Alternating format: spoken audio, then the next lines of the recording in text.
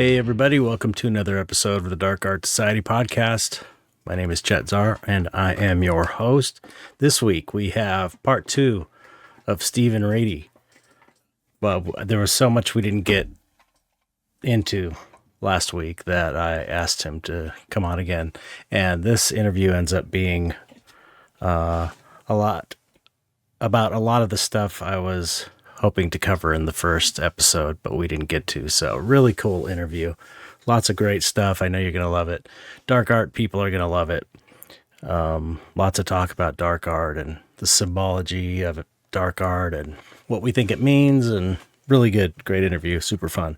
So that's coming up. What's going on with me? Well, I finished this painting back here, Stargazer. Well, I'm going to go over it one more time right after I finish recording this. It needs a little more purple on the edges, but and a little work in the background. Essentially, it's done. So after that, I got onto some more commission work, and yeah, that's pretty much it. If you want to support the podcast, you can do so at patreon.com/darkartsociety. And for the next 2 months, February and March, if you join at the $1 level, you will get $1 and above. You'll get a discount code for 20% off. Skull Shop, our sponsor, SKULLSHOPPE. And if you join at the $5 and above level, no, not $1 and above. If you join at the $1 level, you get the 20% off. If you get the $5 or above, you get 25% off. That's for the next 2 months. So anyway, patreon.com/darkartsociety. You can also support my work at patreon.com/chetzar, where I post everything I'm working on all the time. And I guess that's it. Where's my notes? See, now I wrote notes about what I'm supposed to say every episode. That's what the problem is. I write notes down and then I lose the notes. Yeah, that's it. No new subscribers this month. So, or this week. So, yeah, nothing left to say. Anyway, the interview is what this is about, and the interview is great. So I hope you enjoy it. Here we go with Stephen Reedy, part 2. You're going to love it.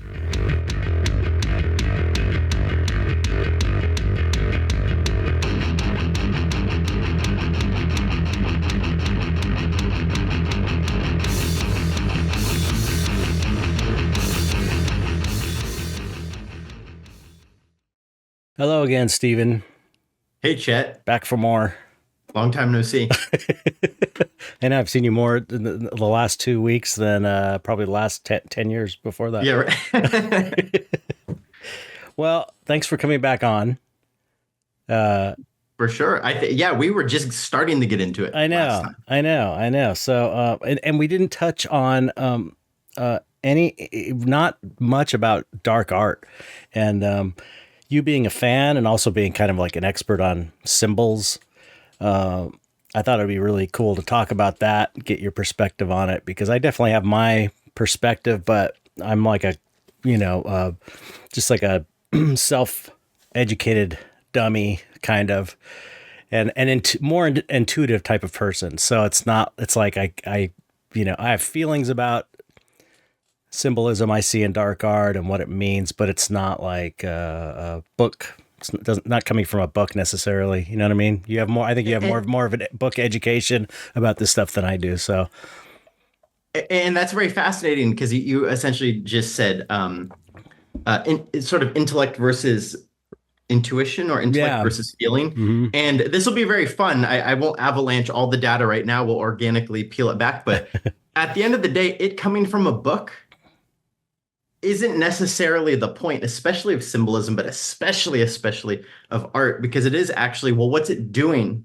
What's it doing to you? Right. And good symbolism is really like, okay, here's a little bit of intellect. So it has some data, right? But then you fill it in with yourself. They're pieces of education. So they're half book knowledge and then half, well, how is it helping you? Right. If you're a plant, how does it make you grow and blossom and stuff like that? So when anyone gets caught up in the book stuff purely, it's rigid, it's sterile, it's Yeah. dogmatic, and that's not the technology of symbolism in action. That's just trivia, Mm, memorizing trivia and belittling people with it when that's not the book I read. You right. know what I mean? But it'll be very cool. Like especially snakes. We'll get into snakes perhaps because snakes are one of those symbols that have been around forever, Yeah, yeah. and you don't need the book knowledge to come to the same conclusions Yeah, of it. yeah. So Well, I mean, the book knowledge comes from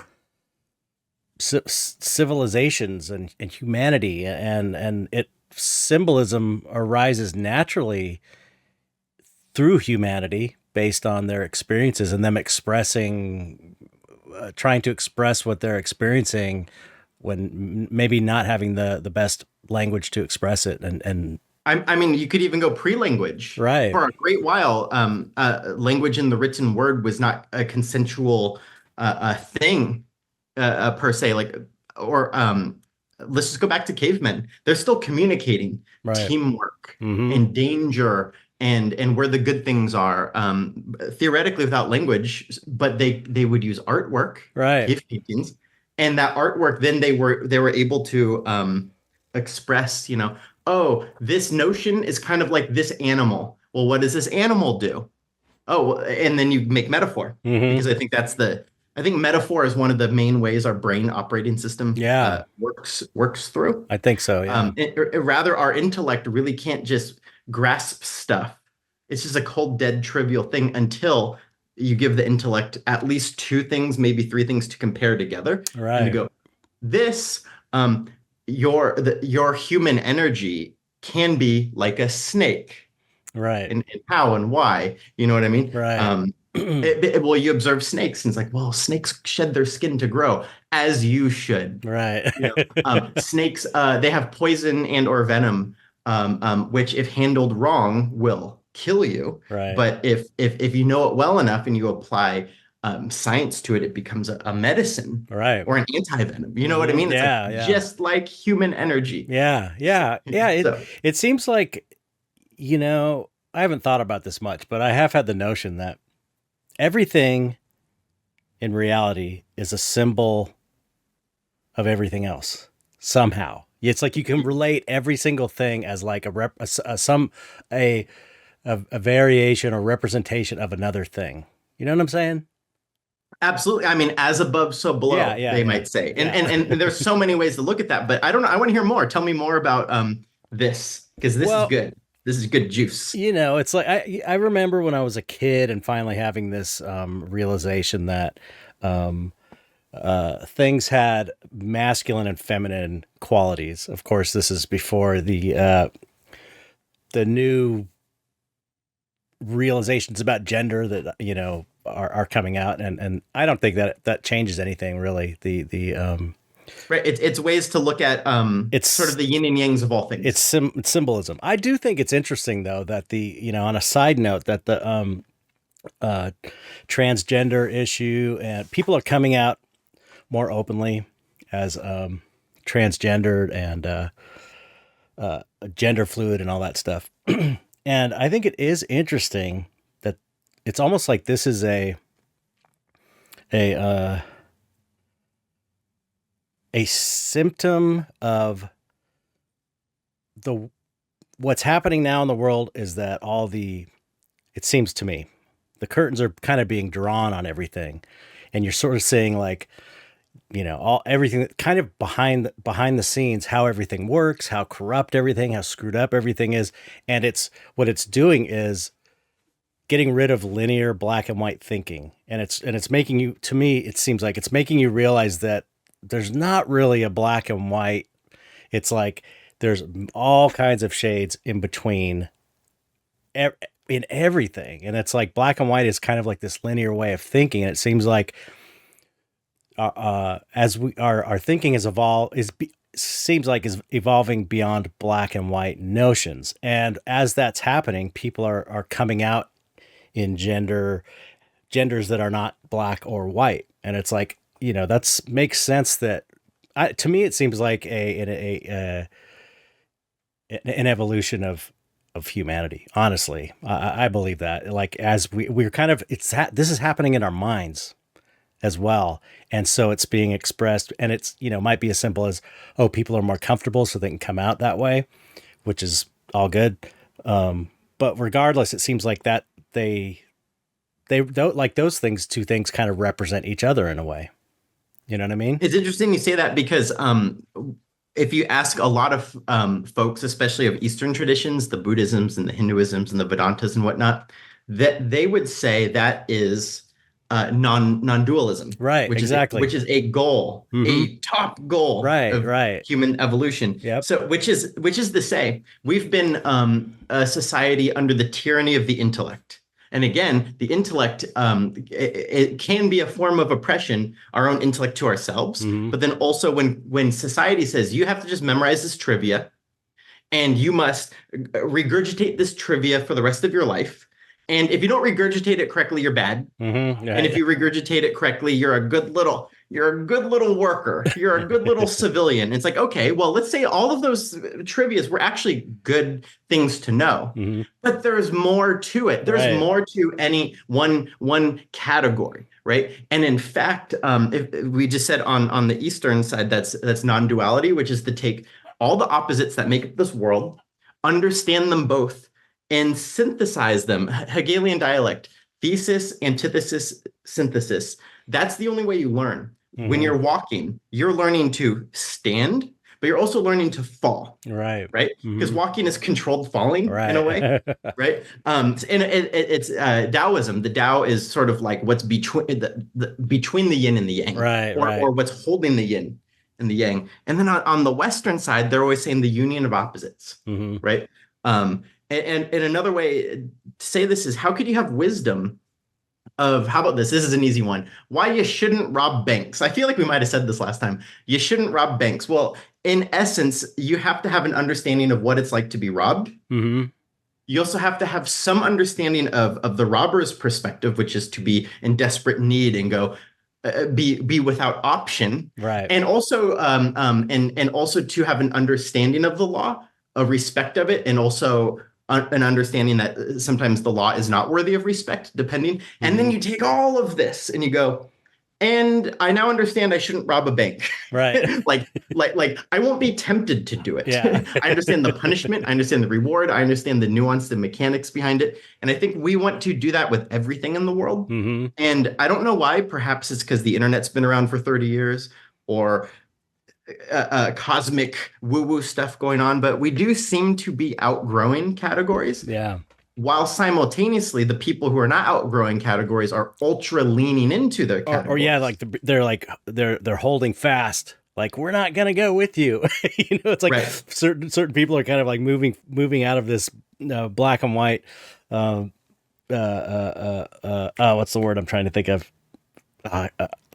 Way of thinking. I mean, that's, you could put it that way, but it was, and these opposites are they're in every single thing: mind, body, emotion, every aspect of the world, every industry, even like industries where it's like finance, you know what I mean? Or just there's just all these we're a world of opposites, right? We must consume death to be alive, in the act of eating. So rigid categories are difficult, and actually there's a lot of great metaphors with that when it comes, and this does, the dark arts actually play into this metaphor depending on what you're looking at, but generally symbolism of water would represent life energy, right? And when water is stagnated inside of a category, when your life energy is stuck in a category, well, what does water do when it's stagnant? It gets rotten. It attracts diseases. It only attracts parasitic life forms and slime, and it removes all the life-giving qualities and becomes toxic sludge. Well, that's what happens inside of us, mentally, physically, emotionally, when we trap our life energy into rigidity and it can't move. And of course, the opposite, when it's flowing, and not only that, it's flowing in a good order, like a river. Not a tsunami that kills you. Like a waterfall in a river, man, it makes a forest. It helps regulate the weather so it rains regularly. It's life fertilizer. You know what I mean? So it is fascinating that we're entering this age of the gift and the curse is as we break out of obsession with rigid categories, sometimes the ego weaponizes the notion of I categorize myself as someone who is without categories, and then that becomes like an ego weapon Right. to Right. belittle people. It's like, no, no, no, that's a trap. But it's also arising, people are leaning into the rigidity also. Yeah, yeah. That seems to So be a reaction, which I think anytime there's a big change happening, you got people that are like not down with it, and rather than like go along with it or learn about it, and they go, okay, I see. They're just like, nope, nope, you can't tell me this. I know this is the way it's always been, and I am not moving. And they get like further rigid in their positions. and fascinatingly enough, my favorite, the best we got, I think, when it comes to thinking, at least in our level of evolution where we all are at, is the scientific method. And this is tricky because science could be one of those things that's like, no, it's rigid and it's only Right. this. The true scientific method is, you're just wondering, you're just imagining and observing, and you go, oh, I think I have a theory called the hypothesis. I'm just gonna test it a lot with great scrutiny and be willing to have my ass kicked, to have my ideas Right. ass kicked. And then after a lot of observation and alterations and tweaks and repeating, then you go, this might be true. You know what I mean? Right. And to do that with everything, Yeah, to do yeah, that with everything. yeah. And then maybe it's even hard to ever say this is true because we don't know everything. But as we said last time, it could be true for how we're living our life and how our reality is as we know it. And then you could move forward very well. And again, it also requires a humility to break through the rigid categories. Mm-hmm. Yeah.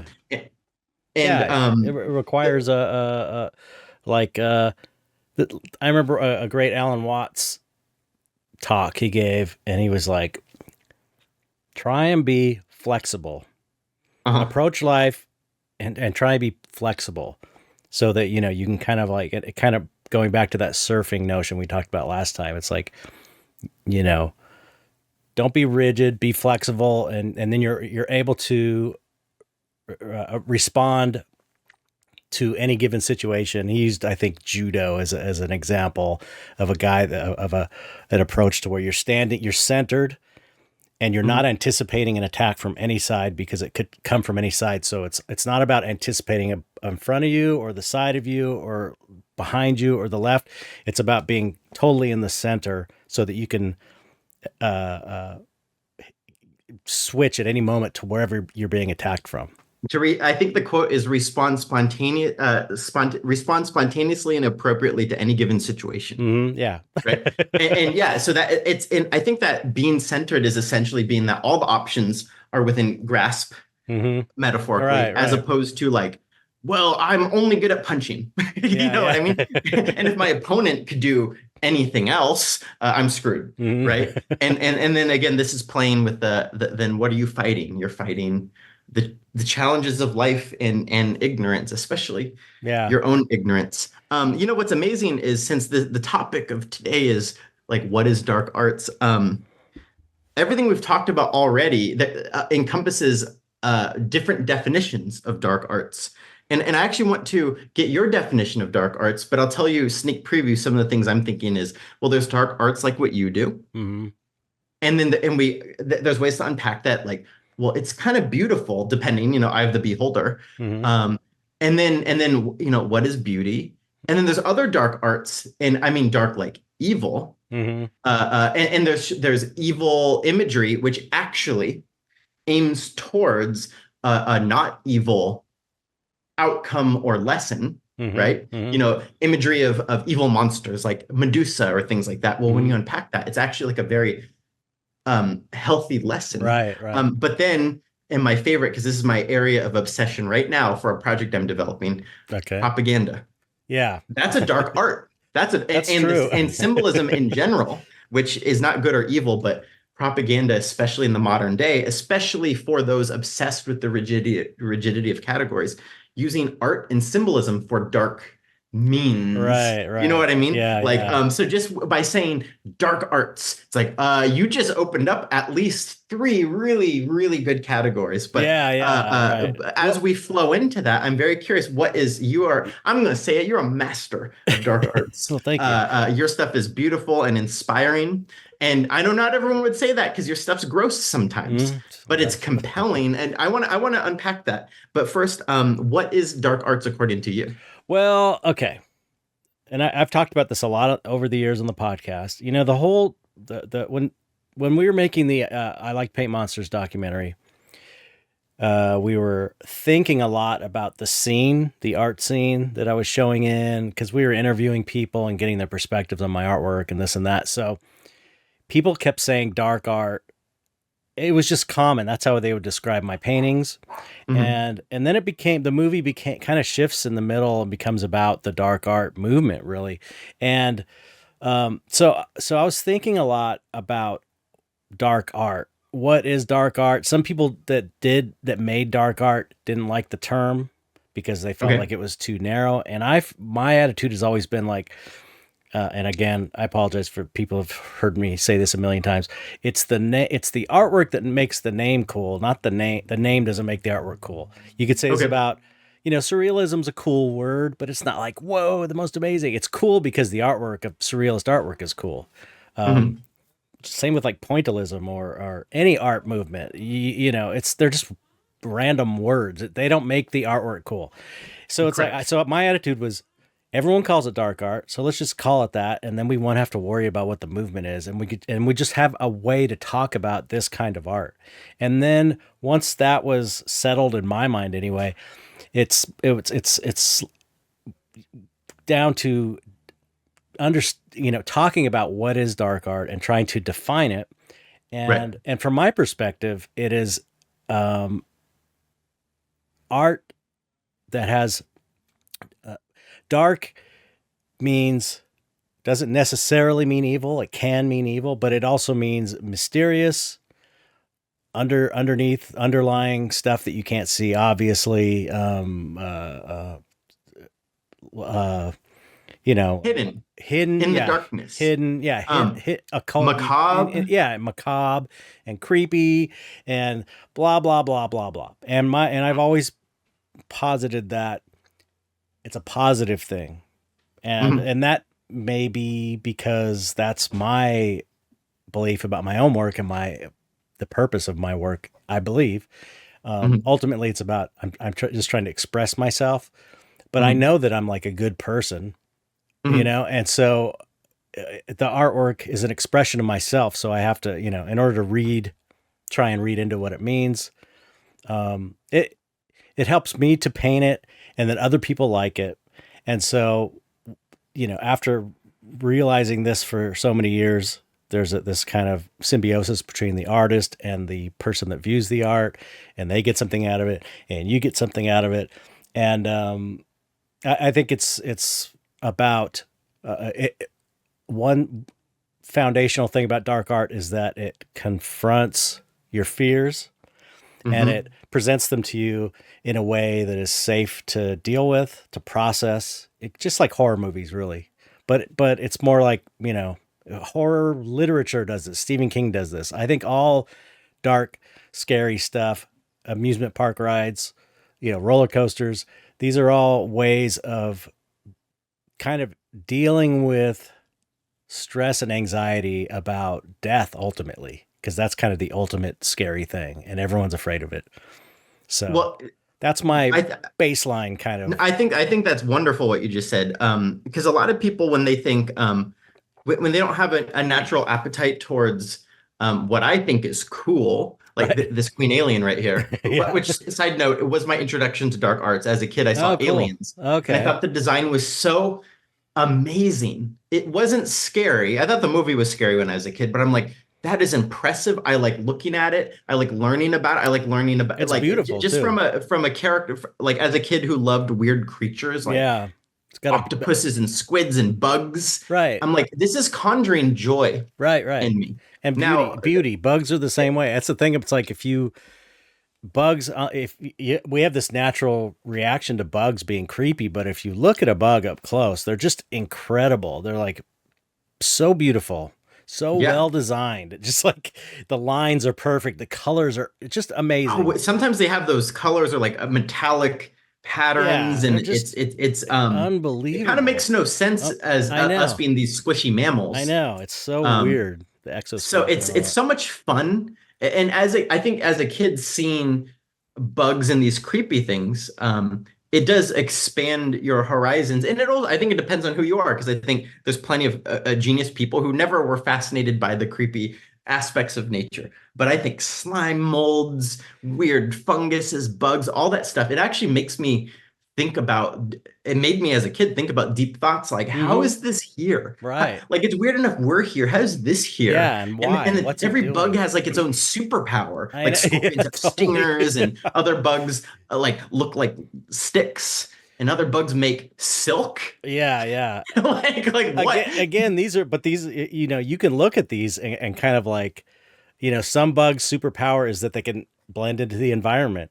It's like Mhm. these you can view as metaphors for human situations. Human, like the power of being like a ninja, being able to blend in and not be seen and stuff Well, like this. to go to your Alan Watts metaphor, if we are a circle, and inside of that circle, imagine each slice of pie in that circle is like a different ability that you have. Hmm. To be standing in the middle would then be to be the part of you that is master of mind, body, emotions, and talents, Hmm. and fears and flaws and self-knowledge. And to be there in the center, then you could grab towards your special skill that Right. is spontaneous and appropriate for that given situation right then. Hmm. And then that makes life a dance or a game or a video game, Right. Right. Right. um, or a metaphoric little fight. But going back to the dark arts thing, like, first, I think the first way to sort of unpack the word dark arts is first, what is the intention of it? And I do believe there is artwork that's maybe even compelling and cool. That its intention that they want to educate the viewer is, we're encouraging you to go be destructive. It's very rare. I almost Hmm. never see that, but it exists sometimes, I'm especially on the sure. internet. Yeah, it could. This imagery is to almost tell you it's okay to go do the things that hurt yourself or others. We're not talking about that per se, or maybe we are. But I believe It your could art and the be. art I'm into Yeah. Yeah. is there because it's beautiful. Right. It actually encourages the flow of energies, be it I'm impressed, or I'm happy because that's cool, Hmm. or wow, what good technique. The brush strokes of this are only a like the hands of Zeus could paint Right. this. You know what I mean? Yeah. So the way I view dark arts, at least for this conversation, is whatever it is aiming towards a movement of energy instead of a rigid stagnation Hmm. of energy. It Hmm. is not guiding people to go be assholes. Right. I don't think. No, I don't think Because so. sometimes people think that's the definition. Oh, you're Right. looking at this and you're engaging with the bad But things. it's fun. It's funny though that most of the people that would think that are the rigid, Straight up. fundamentalist Christians often. But anyone like in that rigid, Grandmas. cool grandmas are into it. Yeah. But I know a cool grandma that we both know who's into it. A collector of mine. Oh yeah. May I say? We could say she'd Yeah. love it. What's up, Nancy Thrash? We love you. Nancy Hello. is You have great awesome. taste. Yes. You have great taste, and you got great kids Yes. and great grandkids. Yes. I want to. Her son actually I is a know. very good friend of mine, and we collaborate. He's a cinematographer, Somehow we have to and make a movie because I've been like, it has to happen at some point because okay, well, I've been you know talking what? to her about This him this is and you, and it's like somehow it's gonna happen. I got well, my obsession with propaganda right now is in service of development of something. We'll talk about Okay. this over pizza, and then in a year and a half, well, I'll be back here promoting it. All right. Excellent. But actually, so wonderful Nancy Thrash, her son, who's a very good friend of mine. Yes. We collaborate because he's a genius cinematographer. Ron's awesome too. And he's one of the, when it comes to a good person, he's at the top of the list. But his sensibilities are like mine. We like moody and macabre, Hmm. and but never in the direction of let's make the world horrible. It's actually in the direction of Right. nerding out over beauty, at the very least, nerding Yeah. out over Yeah. beauty. Yeah. And at the very most, that beauty aiming towards an idea And that's very useful. and Like we made a short film, my God, like 11, 12 years ago.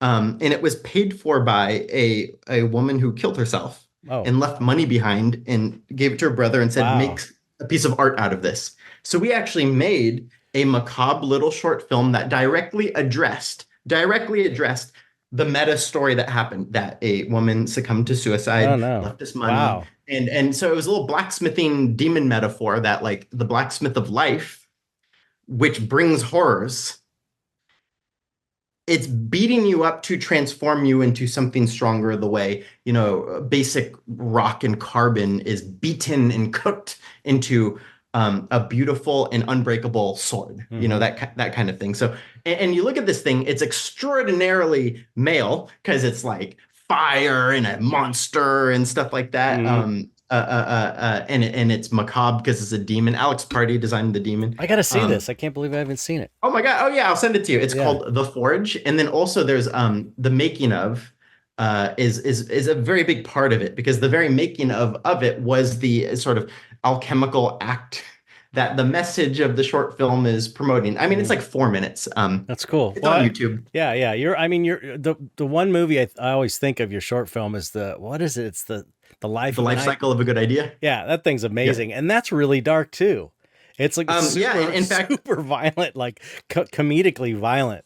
It's funny. It's 60 seconds. Yeah, so good. It's called The Life Cycle of a Good Idea. Yeah. Juxtapose magazine was playing around with some like creative marketing stuff, like show creative people what the creative process is like. It's like, okay, what's the cycle of being an artist? Well, first you have your character, and the character's played by a woman, and I don't like the idea of violence done onto anyone, right. But especially it's very icky when violence is done to a woman. But symbolically, I chose a female because, and this is so nerdy, but the symbolically feminine represents the creative force in all of us. Yeah. Because what does the creative force do? It gives birth to your idea. Yeah, so she's standing there and she wants to paint a little thing, and she just gets beat up and over the top ways, like a platoon of helicopters are shooting her. It's so funny. It's like so an octopus monster slaps her. Yeah. A cat gets rubbed on her face and she sneezes. But then at the end, all the blood on her shirt becomes the artwork that's praised in the gallery. Yeah, it's great. It's great. And Tara McPherson actually contributed really? the final painting of the light bulb of the good idea. Oh, cool. Was a Tara McPherson piece. Oh, wow. Thanks, Tara. We love you too. Yeah, she's awesome.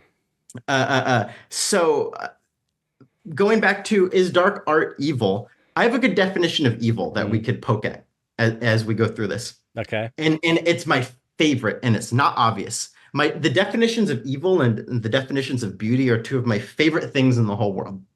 So the definition of evil, as I have found it, is to be frozen. And that is it. To be frozen. And this was expressed in Dante's Divine Comedy, where he goes all the way to the center of hell, and Satan is frozen in ice. And the only movement he could make is he could flap his wings, which actually makes the ice more frozen because the wind chills it. Right. You know what I mean? So the only evil is to be so stagnated and frozen in your rigid category that the only action you could take makes you more imprisoned. And that stagnates your energies, as we said, right? You become morbid and violent, and you hate existence itself because the waters inside of your mind, body, and emotions become polluted with parasitic disease, right? Anything besides that state, you have the opportunity to grow, and probably being in that horrible trap where you still have room to get out is probably the educating evolutionary pressure that encourages you to upgrade yourself. I hate that because I hate going through that.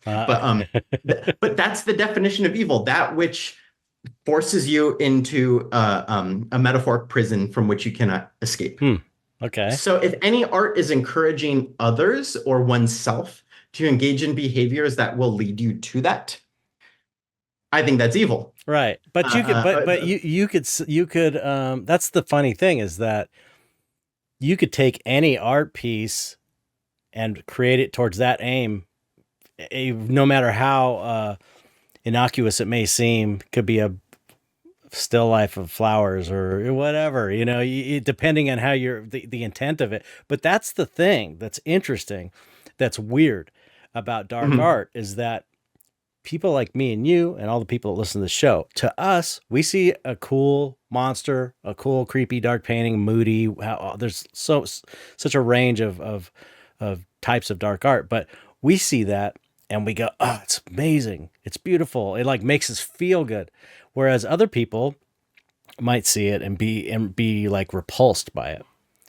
And, but that's what's weird about it, is that, obviously paintings of fruit and flowers and a nice, beautiful landscape and a sunset, obviously these things people are going to say, oh, that makes me feel good. I like it.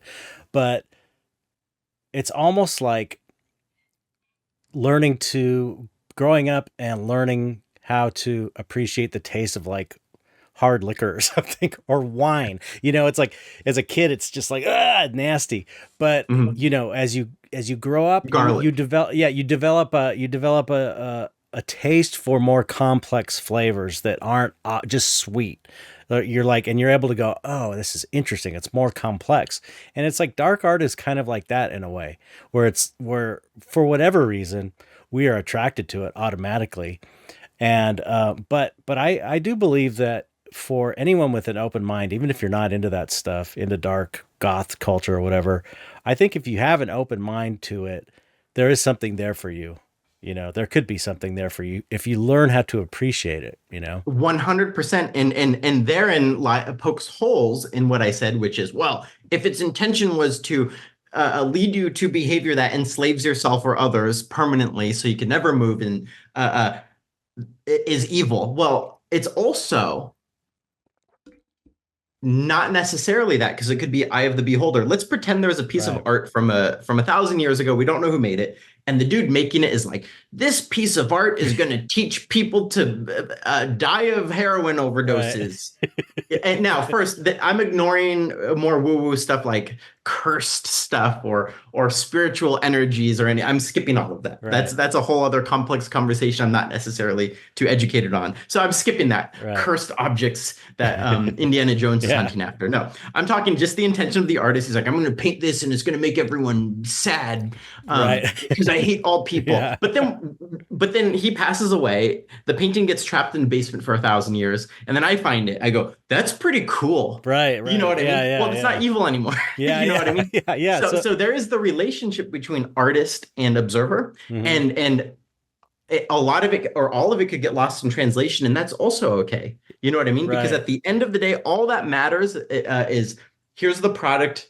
I'm engaging with the product. I like it. Now you could get deeper into it and going, what's the intention of what's the symbolism of this? Right. And sometimes you crack that open and you're like, that's so smart. But you don't have to. Like a lot of people say, how about tarot cards, right? People who don't know anything about symbolism might look at a tarot card and say, that's ugly or that's pretty. That's it. Yeah. Okay. And now you start unpacking, well, what does it mean? And you go, oh, this is actually like, by looking at it and understanding the basic symbolism of it, I start going like, yeah, this reminds me of kind of what I'm going through right now. Right. Yeah. And then, I'll make stuff up. Oh, my pet dog just died. And this is a card about the inevitabilities of transitory life and how that is part of nature. And, and you look at it, now you're applying all this stuff to it. Right. So that's actually, there's two words for it, exoteric and esoteric. Exoteric, just what you see right there without any additional knowledge. Oh, I like the image or I don't. It's creepy or it's beautiful. And then you can then engage in esoteric, which is to get just a little bit of the data of the intention behind it. Right. And now you're looking at it with those eyes. This is where people go like, ooh, the secret society symbolism and stuff like that. It's like, well, more often than not, this symbolism was actually just ways to teach, say, psychology, right? Yeah, or science before that stuff was really mainstream knowledge for all, right? they'd actually be like, okay, first, what do you see? Oh, I see a lion. Okay, well, what if I told you that this lion represents the sun because of the lion's mane, and the sun represents when you are a physical object that's so in touch with the invisibles that you radiate life. Oh, okay, that's a good advice. And Right. you should radiate life because the side effect is happiness and health and productivity. Oh yeah, how do I do that? Well, if you want to build yourself to be this radiant sun, you should figure out what you like doing Right. and work towards that. And then when you do it, you will radiate. Oh wow! And then suddenly this picture of a lion is a motivational poster. Right. You know Yeah. what Yeah. I Yeah. mean? Yeah. Like, Yeah. right? Yeah. And the dark arts are exceptionally special because they are looking into the stuff we all have, our shadow material, hmm the yucky parts of life, or just the hard parts of life, Yeah. or Yeah. even the hard parts of wonderful things like love Right. or the creative process. And also things most people, especially more infantilely minded folks who never want to explore hmm notions like suffering and death, hmm which they will be forced to eventually because Yeah. it will happen. Yeah. Yeah. It's fascinating to explore that stuff when you're in a comfortable place. Right. It's part of life, like for example, that painting behind you, the skull and the flower. I don't know your intention behind it, but I don't know if you know it or not, but I am seeing, and this is me just almost pulling bullshit out of my hat. Um, I'm seeing a lot like that is symbolic as fuck. So says I. You know what I mean? Because the skull, memento mori, hmm right? Remember you will die, which hmm is good to humble you if you're too full of hubris, Right. or a call to action if you're being too lazy and afraid. Right. And then out of that, I see the regeneration hmm of blossoming. Yeah. And the blossoming is what we always want to do. And that's an endless process. You know what I mean? Like, Right. oh, I blossomed. I conquered this project. Right. Okay, next. Yeah. Or I Yeah. Yeah. conquered this bad habit. Okay, next. Yeah. But even crazier, first, I don't know what kind of flower that is, It's a but now I'm being real dorky and I'm seeing what I want to see. Okay. It's a a stargazer. It's a stargazer lily. Stargazer. Okay, Which I is, know nothing. I know nothing about that one, but I you know what didn't I either see? until I, painted it. I wonder. We'll have a whiteboard here. Will it disappear? Yeah, it's Yes, it disappearing. will. Anyway, well, what I see in it is an upward triangle. Ah.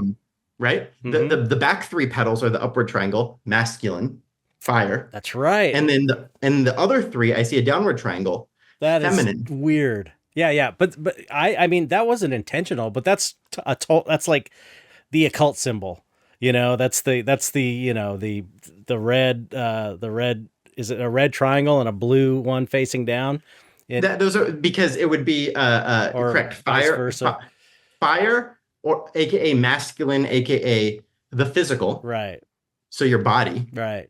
And then downwards would be water, and we discussed water symbolism, Right, right? right, The, yeah. the, the energy that animates the body, Well, which is invisible. yeah, And it's so water because it could fit into any vessel, right, right? right. So okay, Um, here's the funny thing is like I didn't even think of that.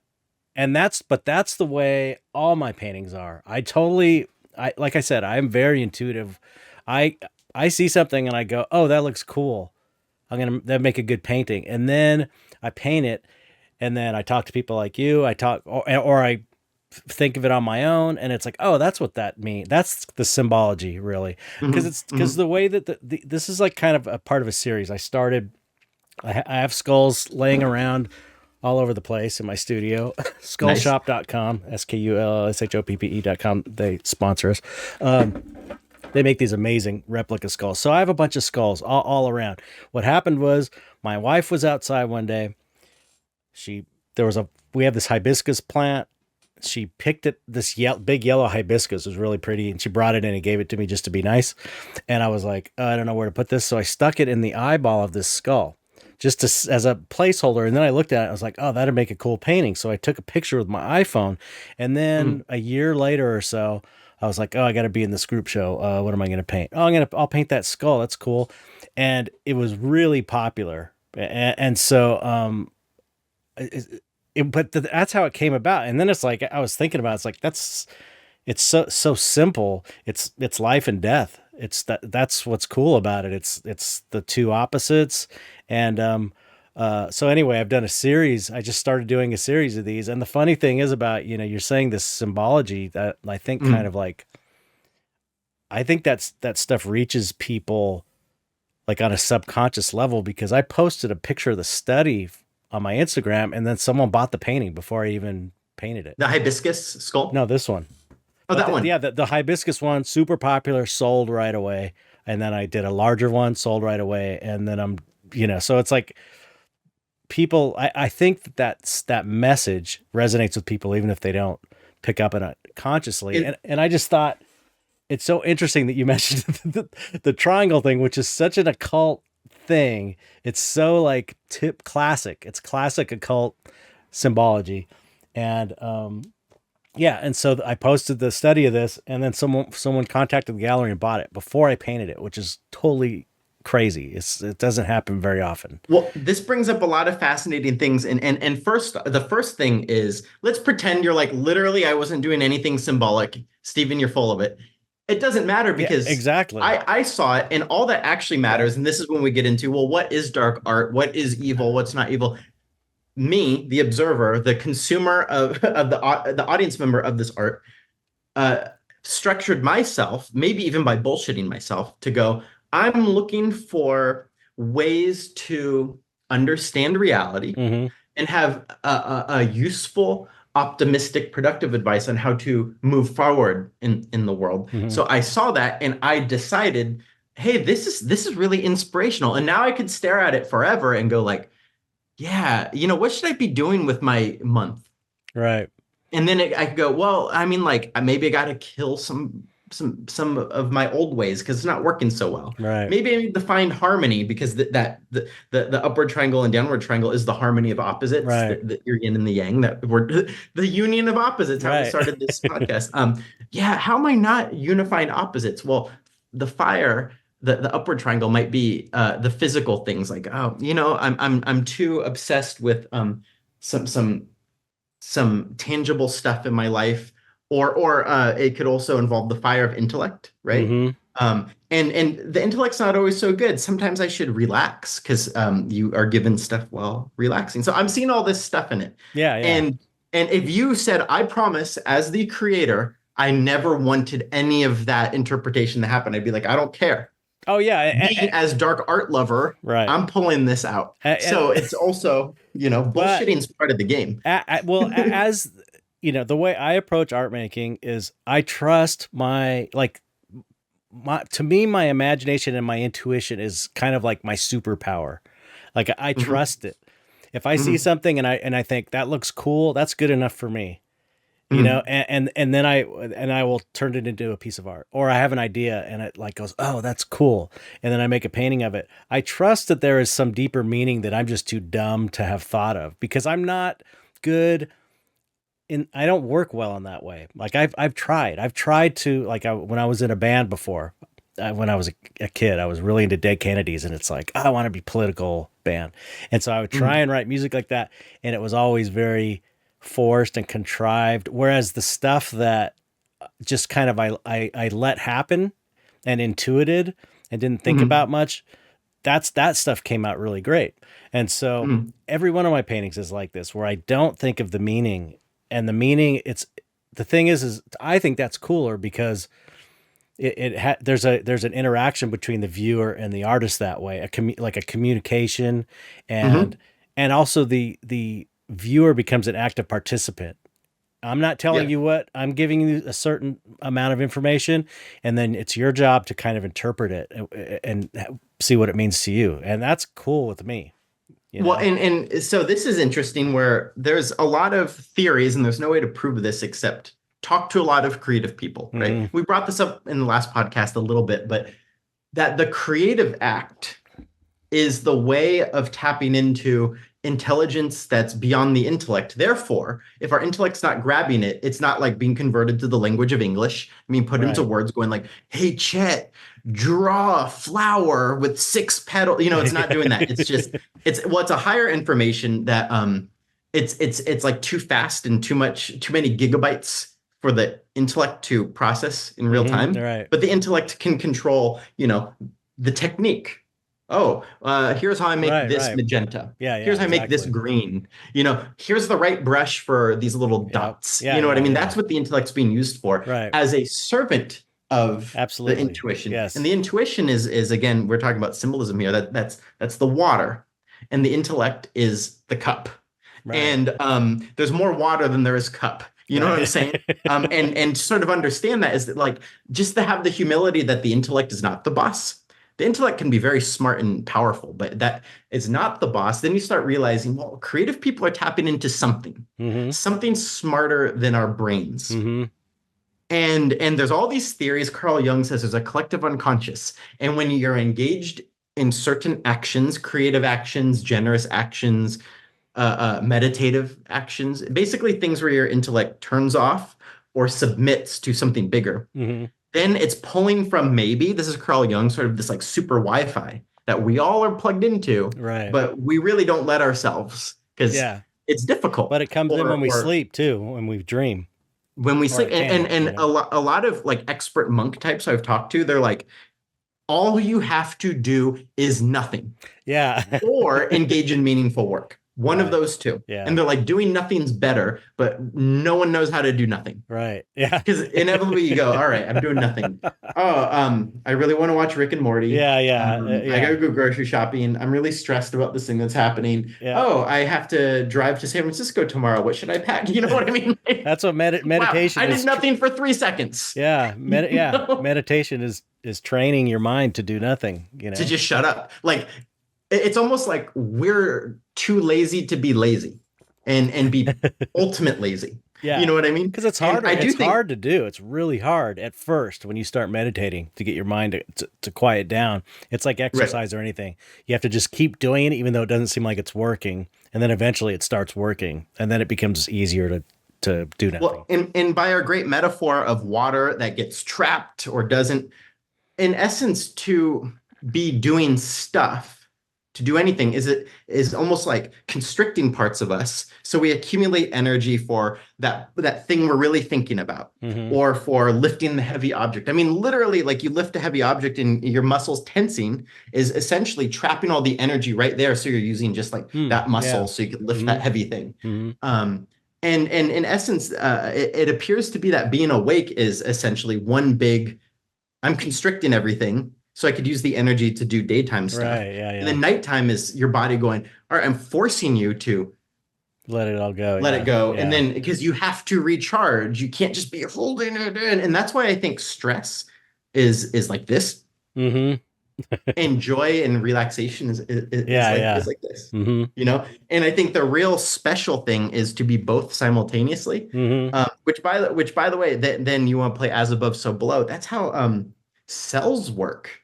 Cells have walls, Mm-hmm. right? And all the important stuff's in the cell, so it needs to be protected. But the walls are here's your fancy word, the semi-permeable phospholipid membrane, which is another way of saying a wall made of fat that lets important things in and out. Mm-hmm. Semi-permeable, and the wall of fat is phospholipid membrane, right? Mm-hmm. So it's always breathing, it's always letting things in and out. So there's a relaxed state to it when it comes to what's healthy for it, and a rigidness to keep away what is destructive to it. Right. It's like, oh, okay, that's what we're supposed to do. And that's what the creative act is ultimately. Yeah. It's being a semi-permeable phospholipid membrane. I don't know. Listen, when I learned that word back in school, I can't believe you I actually remembered that had it, I'm like, wow, that is the smartest sounding set of words I got. And also it's good because the metaphor, I love as above, so below. Yeah. What we're saying, where everything is a way to think about something else. Yeah. The big, the spiraling of the cosmos is like the spiraling of water down a drain, like the spiraling of electrons orbiting. Like, and like, you know, like a flower is that's the thing about what I was saying, that, you know, those symbols in like the secret teachings of all ages, for example, that has like all of the kind of classic occult symbols in it. Yes, smushed together. Yeah. And so those things are symbols because they resonate with people on this deeper level. That's why they became symbols, because they represent other things well. And so I kind of think that the two triangle thing on this flower, which is so funny that I never thought of it, which is usually the case with my artwork, But I think I think it's funny that I put this thing, the study, not even the real painting, and this thing sold right away. And it makes me think that, I wonder if that had something to do with it. Just like, aside from the fact that it's cool, it's neat looking, it's a skull and it's flower, so people like it. But there's also like this deeper metaphysical architecture built into it, which is why people like flowers, because flowers have that kind of symbolic architecture as well. Like they flowers, shells, things that have fractal designs in them. It's like it's expressing a way of the universe. And so that resonates maybe with people on a deeper level, maybe. And that'd be very interesting. Did the buyer of this engage with it because it's exoteric? That's cool looking. Yeah, Chet's yeah, cool. I yeah. want to own some of that It could Chet be. stuff. It could be. I don't Or know. was it esoteric? Like, yes, I have studied the mysteries for 1,000 years, and Well, this speaks to me. this is one of my principles about art making in general, is that it should have the deeper meaning, but it shouldn't. Have to? Yeah, it shouldn't. Okay, it should have the deeper message for the people that want to look deeper, but it also should just function well on the surface, exoterically. So that's why you Yes. have to. That's why, from my perspective, it's important to be able to paint well, because even like just on a technical level, this is a good painting. It's well painted because I know how to paint, and Mhm. so it's like, even if you don't look at the deep stuff, you can go, oh, that's a well painted painting. So I feel like that's one of the criteria of making good art. Because anyone could make some crazy ass shit and then have like a cool meaning about it that is, but it doesn't, but it's not clicking, it's not working, it's not composed well. You don't have all the technical knowledge to compose it well and then present it well and paint it well. To me, it's like it's great when you have both of those things. Well, and this leads us to my second favorite definition of all words. We Okay. talked about the definition of evil. Then we go into what's the definition of beauty, Yes. right? Okay. And a side note, I just have to say, because this will come in handy, plants are the best metaphor for philosophy ever in the whole world. Hmm. If you unpack what plants are, just how they work, the basic third grade understanding. And even better, if you get into gardening and you do composting, then Mm-hmm. you grow a plant and maybe it makes flowers or it makes food. Mm-hmm. Number one most philosophical thing you could ever do, ever, period.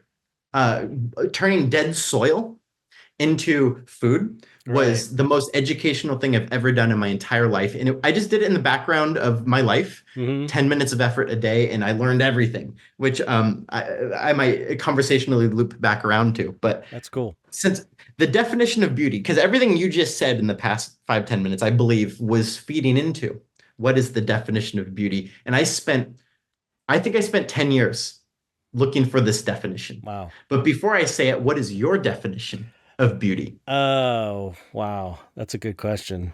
Putting you on the spot. The podcaster has become the podcasted. No, I just haven't thought about that. I haven't really thought about it before. Because there's obvious answers, and then you start poking holes in it, like a Right. hot girl who looks like Barbie. Well, Right, right. but Yeah, yeah, but there's more but it's layers to it, yeah, but you know. the alien queen is beautiful to me. I mean, I think it's beautiful. It's like Yeah. beautiful bugs, spiders, all of these things have this beauty to them. So, So there's I a don't know. personal Yeah. beauty to you, Yes, yes. and that's good. I mean, it's what's Is there? appealing. It's what makes you feel good. It's what you like. To me, it's, I guess, maybe more this kind of intuitive visual thing that you're attracted to, that makes you want to look more, which is a lot more vague than just, the hot Barbie chick with big boobs or whatever. It's like, Right. it's the thing that makes you want more of it, almost, that pulls you in, that That's interesting draws that you your in. definition went towards what it's functionally, almost mechanically, quote unquote, Mm, doing to you, which is good because this is sort of like in my exploring and finding and exterior and interior introspection, I was coming up with something similar. And it's tricky because we were saying it is eye of the beholder. So we can't say blue flowers are beautiful. It's like, I don't think so. Yeah, right. You know what I mean? Succulents are beautiful. No, I'm more of like a orchid dude. You know what I mean? I'm into them epiphytes, you know. All right. Okay, so, yeah. You tell me your I'll like simple first, and then and we could expand into all these different expressions of it, and also maybe like, because we need to poke this definition to see if it's good. Right. So something to the effect of, and I came up with this, so it's not like I'm repeating the dictionary or something. So take that with a grain of salt, better or worse. That I invent. This is my definition. Okay. When form and void, or stuff and empty space, collaborate to move life energy. And there's more to it than that, but that's starting simple. And the way I kind of I came to this conclusion through a lot of myths and symbols, and also, but the big one was something that drove me crazy for my whole life. And I've strangely made peace with this, which is why the fuck? Can I cuss on here? Yeah. Okay? Yes. It's too late. Why the fuck do almost all religions of every kind promote some kind of humility and renunciation of the material and renunciation of wealth and giving charitably to the hungry and the homeless? They all say that shit, and they all build these superstructures that are so expensive, made of gold, and they pay, you know, what was at the time $20 billion for like a statue or a mural. I'm like, that is hypocrisy. Fuck you. Yeah. But then I started to go, wait a minute. Well, there's some logic in here, I guess. And the logic was the temple, much like a plant, is an ultimate symbol. Right. And a temple or a church, or, you know, whatever you want to call it, depending, you know, your paradigm, is a symbolic structure. Sometimes churches were built to be the layout of a human being, and you don't even know it. And like, you know, where they do the preaching would be like the third eye or the heart, you know, things like that. But more simply, when you walk into a beautiful temple or church or whatever, everything about it is awe-inspiring. AWE, awe. You go in and you're like, and you're humbled. It does what art does. It does what art does when you good art, great art. Inside of art. Yeah. And it's inspiring and changes your consciousness. So one of the things that traps us in smallness are our five senses, because they could only pick up so much. We can't hear dog whistles. We can't see every color. We're playing with a limitation, and we don't even know it, right? Unless you really think about it. Yeah. So you go into a holy place, and its job is to, with awe, humble your ass. You just go, yeah. Oh, and then all of your five senses are directly assaulted with the smell of incense, the hearing of music. Right. There's often a food aspect, be it in the Hinduism, they give you they feed you afterwards, or there's the Holy Communion. Like all five senses are addressed in the way of humbling you with awe. Right. You go in there and you feel an energy. And now before we get into any woo-woo stuff, walk into a dirty hoarder's house and you're like, it's kind of chaotic in here. Right. Walk into a beautiful model home and you're like, whoa. Yeah. Walk into an ugly parking lot in Skid Row. You're like, huh. Now walk into a beautiful meadow in Yosemite during sunset. Yeah. And you're like, whoa. Yeah. There's something about. Yeah. It creates a feeling. So, you know, changes your consciousness. Then we go, what is that feeling? And this is where it might start to become eye of the beholder stuff. Although I'd say almost everyone will universally feel this humility and this opening under certain circumstances. Gorgeous beach cliffs or sunsets, or there's those universal ones. And then now it might be like, you know, if I were to be an architecture dork, certain types of buildings, gorgeous mid-century modern stuff that's very minimal and gorgeous. I walk into those and I'm like, wow, I appreciate this. This is great. Yeah. Or any beautiful temple or church, you go in there and you're just like, you're opened up. Now you're Yeah. actually forced into more of that laid back, you're forced into this state instead Right. of this state, Yeah. you know? Now, that's a temple. And on every part of it, including the priests and nuns, they're theoretically supposed to also be doing that inside of themselves. Themselves is the temple. Right. Cleanliness is vital. Like a lot of times they'll be like, you can't set certain things on certain countertops because it's holy, or where there's holy Right. water, or where there's holy foods, or Yeah. things like that. And the priests or the nuns, often there's techniques of they have to fast and take laxatives, so they like get it all out, and then they even will clear out their sinuses. That's where neti pots came Oh, from, wow. actually, from Hindu monks. Oh, They'd wow. even get towels and clean out their Yeah. sinuses like that, so there's no obstruction Yeah. of any kind. In fact, they even learned if one nostril's clogged, they actually have a device as like a cane. And when you set your arm on this cane for like 10 minutes, it will like clear one of your sinuses, Oh, depending on weird. what you do. They invented all these like technologies to make sure air, food, energy, thoughts, all of that is without obstacle. Right. While they do things to the temple, so they treat themselves as a temple. So then their temple is it encourages the flow of life energy. And then if we go into some like Western religion myth, they even say if the Temple of Solomon has a room where the goddess will descend if the temple is adequate.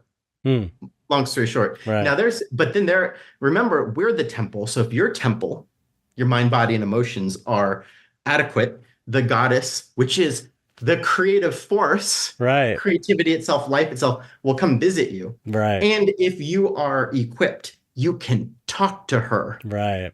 And also you could talk to her without exploding, because that goddess, it was actually in Raiders of the Lost Ark, and she exploded the Nazis because her energy was too much. And if you're like this, you'll explode. But if you're like this, it will flow through you, not kill you. Yeah, that makes sense. Think about it metaphorically. If you're stopping the energy flow and you're tight and the energy comes in, it's just going to build up and explode. But if the point is that it goes through you continuously. This is transparent to transcendence, Joseph Campbell would say. This is when you're doing the LBRP or any kind of magical ritual and ceremony, the lower banishing ritual, the pentagram, it's like you're at one point you kind of like draw these pentagrams in the air, and then you push your energy through it. And I was reading something that's like, if you're not envisioning first this great white light from above that's putting a beam down through your head and then going through you to push the energy, you're going to push your own energy, and it's going to make you tired. So it's like you always, so at the beginning of any of these ceremonies that I've done, is like the first thing you do is you imagine this huge white light, and then you put your finger up, or your dagger, which represents the intellect. That's what the magician's dagger is. Good symbolism. Yeah. And you bring it down to your third eye, and you imagine the beam coming through, and then it goes through you. And then everything you're doing, you're using that huge reserve of energy and not your own personal energy. So I thought that was interesting. You know, the metaphor of what being a perfect temple is the sun, as we were talking about earlier with our lion metaphor. It is to be, because what is the sun? The sun is the definition of beauty. It is a physical object. It's this ball of whatever it is. It's a physical object that has somehow harmonized itself with the non-physical. Right? Yeah. And therefore it is radiant. It is transparent to transcendence. This, whatever this energy giving, life giving. And whether intentionally or not, it is providing life to everything around it. Right. Which is what they say, when you really get into like spiritual masters of any kind, they're always saying, don't worry about others, work on yourself. And if you really get into a deep conversation, going down the rabbit hole with these people, monks, priests of every kind, they're like, you will become radiant with a certain type of energy. Right. And then people who go near you will receive some of that. Really, and this is also why there are holy sites, holy statues, holy buildings, right? You go into it. And by the way, the point of all of this is it is not the stuff that's giving you this. It's actually the empty space. Because the peak form of existence is empty space. You can't create it. right? That's silence and empty space, the void, is Right. always the symbol of the epitome of creativity. It's the same as a blank canvas. Yep. That blank canvas could be anything: a picture of the Loch Ness Yeah, Monster, it's got a picture of a dog, a picture of a skull with a flower on pure it. potentiality. We're the ones limiting it down to a Right. tangible, rigid category. Mhm. By the way, your painting is now a rigid category, not in a bad sense, but it can't not be that now. I mean, you could paint over it, I guess, but that's besides I know the what you're point. saying. It is now, assuming it's done, and it looks done, it's great. It is now that skull with the flower. Right. Okay, that's what it is. But when it was a blank canvas, it could have been anything. Right. And that anythingness would be the definition of God. Right. The ability to conjure anything. Yeah. Period. Yeah.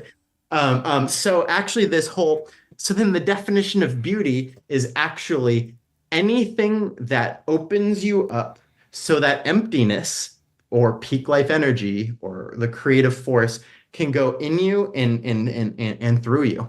Right. And that's it. That's the definition of beauty. Yeah. And then we go, well, so in nature for lower creatures, like animals, it's much less simple because they don't have this sort of reasoning. So they go, what am I here to do? I'm here to survive and mate. Mm-hmm. Right.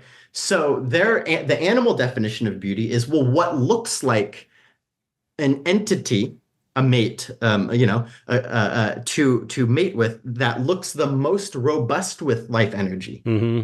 I am looking for the strongest wolf or the strongest, koala or whatever. That looks like, by combining with them, because they are so robust with life energy, that they will create the strongest offspring, and we continue. Yeah. Now, this becomes a problem for us humans because we are still the animal computer, which is another computer added onto it. So we fall for this animal stuff, but we're not animals. Right. So we fall for lies of beauty.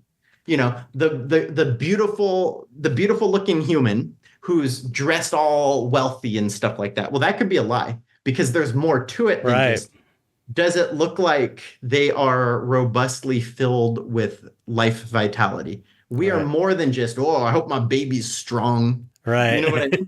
But we could be fooled because we're so much animal brain. Yeah. And that is what a lot of, culture is, just making you obsessed with the lies of beauty. Or maybe it's not a lie. Maybe they do have the best immune system in the whole world. Maybe they are the healthiest. They're glowing with fertility. But there's more to it. There's mind, there's emotions, there's higher energies beyond that. Right. So that is why we fall to the trap of lies of beauty. And plus, you could just pretend. You could spend your entire savings on like the expensive car. Right. Like, I am the best. I am the top of the dominance hierarchy. Look at how robustly vital my energies are. It's like, well, actually, no. Okay. We're too clever for that. Okay. So this is where it gets interesting because if, I agree, this is the definition of beauty. Now, if I see beauty in a rotting carcass on the side of the road with ants crawling in it, like I can see that and be like, there's a poetry to that. There's like a poetic beauty to that. So then you're getting into like a more sophisticated perspective about beauty. And sophisticated is the right word. Yeah. And so it's like, I guess where your head's at in a way. Like, do you have a mind to see that or not, whereas it's like the whiskey analogy or whatever. It's like, you develop more sophisticated tastes to enjoy things that are like not normally just automatically good tasting, like sugar or something. You know what I mean? And this is where flexible categories as opposed to rigid categories become important, because now, why is that rotting corpse? Let's say it's a rotting deer on the side of the road. It's filled with flies and maggots, and it smells bad too. Right. Okay. So then I ask you, why is it beautiful?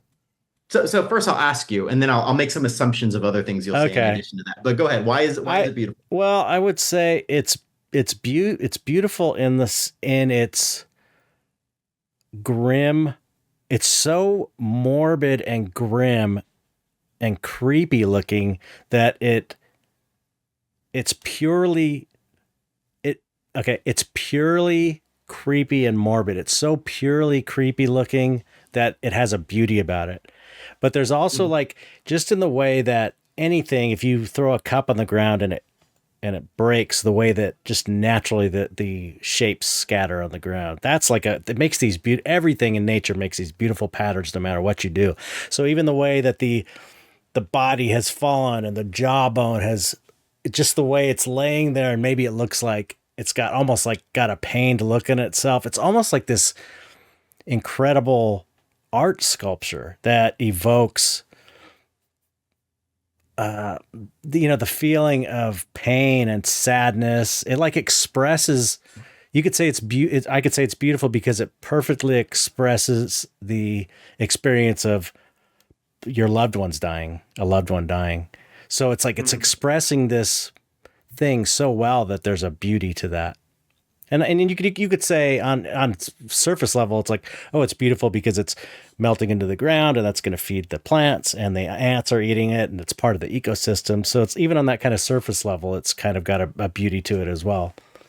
So precisely, that's where I was actually kind of gonna poke at this going, but you said it already, which is when you said sophisticated. I think another way to put it is multiple layers that are all turning together like clockwork of sorts. Yeah. So the first reaction, the less sophisticated reaction, is you gross, death bad, don't look. Right, which is natural. And that goes back to this kind of natural survival mode of being an animal. That's like, oh, death bad, life good.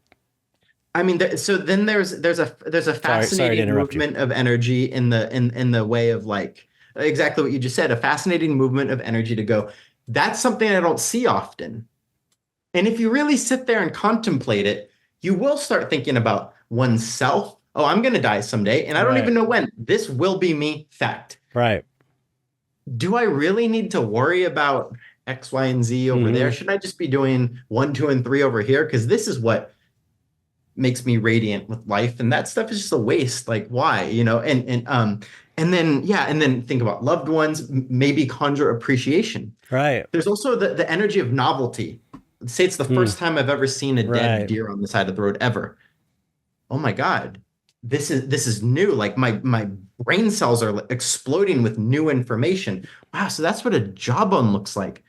How does that work? Right. Now I'm thinking, mechanically, scientifically, intellectually, but then I might even start getting sad, like, oh, well, I wonder if this deer had family. Yeah. But then I'm going, oh, but the bugs are thriving because of this. Right.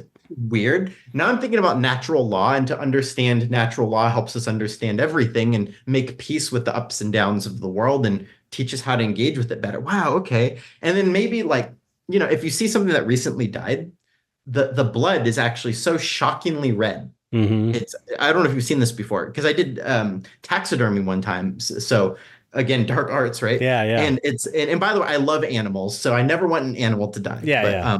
But so I'm most taxidermy people I know are like that. They're like ethical taxidermy. They don't kill animals. Yep. To taxidermy. And in fact, So as I'm dissecting it, and I've dissected a human being because I was almost a scientist once upon a time. No way. So, I've always wanted to do that. Oh, okay.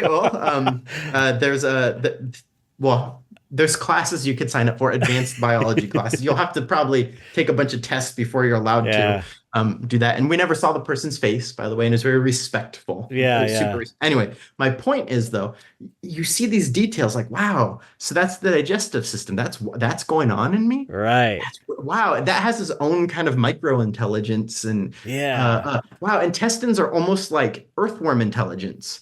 But they're plugged into me. Like, you just think of millions of thoughts. Yeah. Or there's, this is in my head.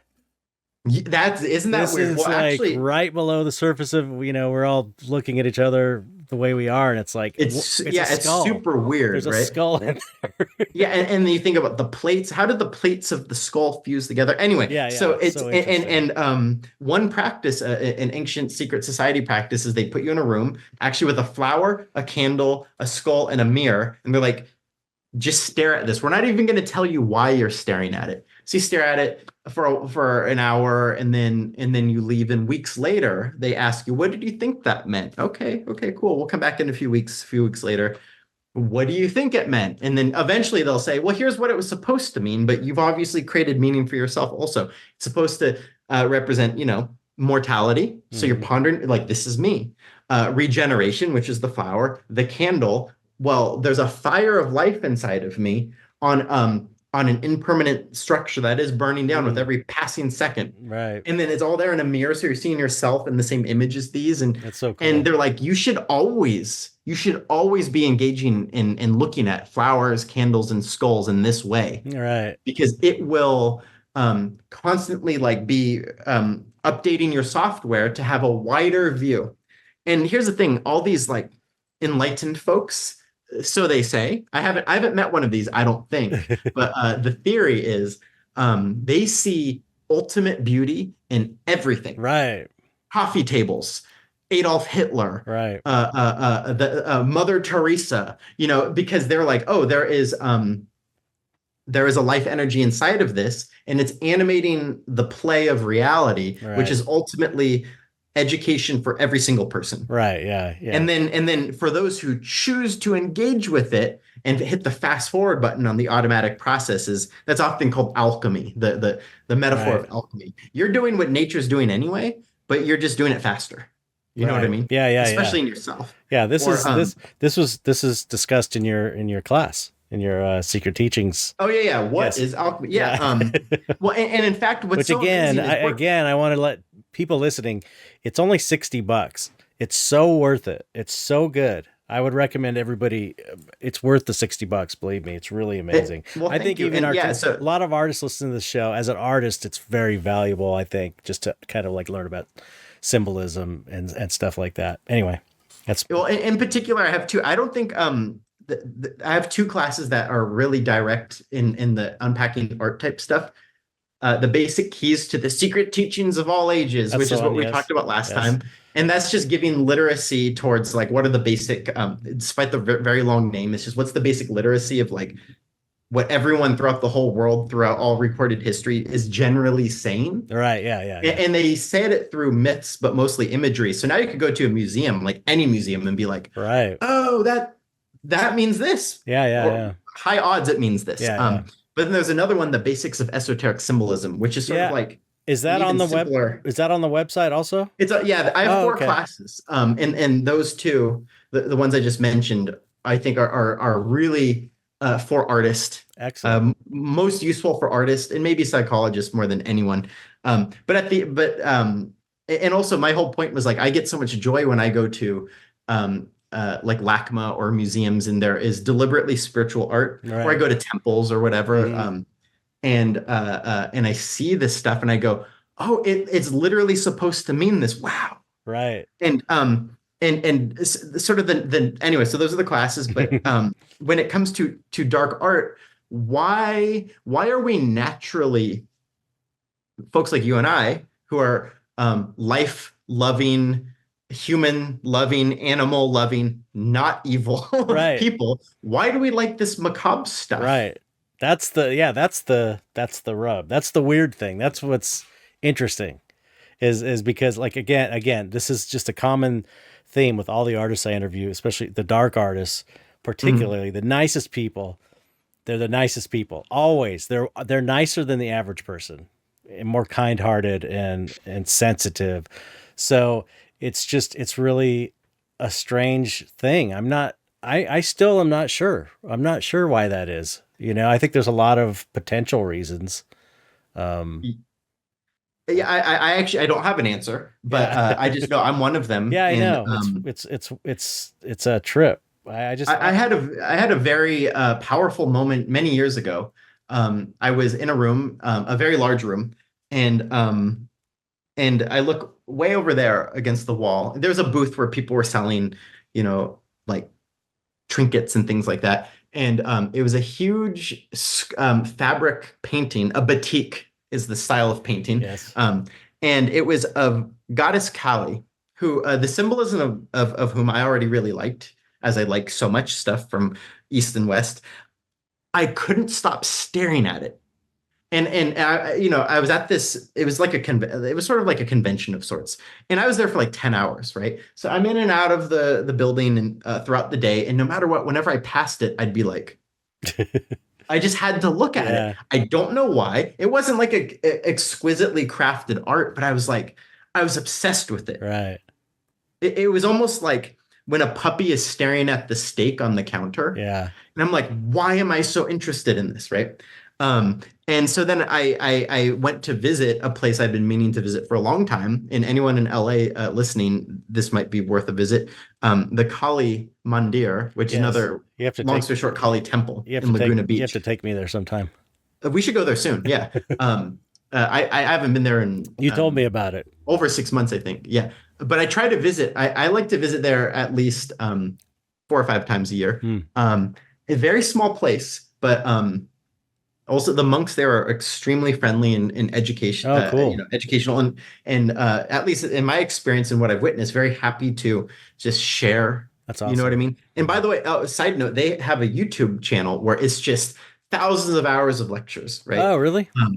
Yeah, yeah, yeah. Oh, so good. I've like because I do animation on my film stuff, and that Mm-hmm. takes forever. So I just sit there. I listen to like 10 hours of lectures a day, and I'm Uh-huh. actually like engaged and paying attention Yeah, yeah, like yeah. very well because the head pujari there. Pujari is sort of how about an energetic ritual to energize the altar. So when you go near it, you receive that energy. So the head pujari there, Swami Bhajanananda, he is he's a normal guy versus say the old more old school like I always envision priests and monks and nuns as like old people who don't like talking to you. Yeah.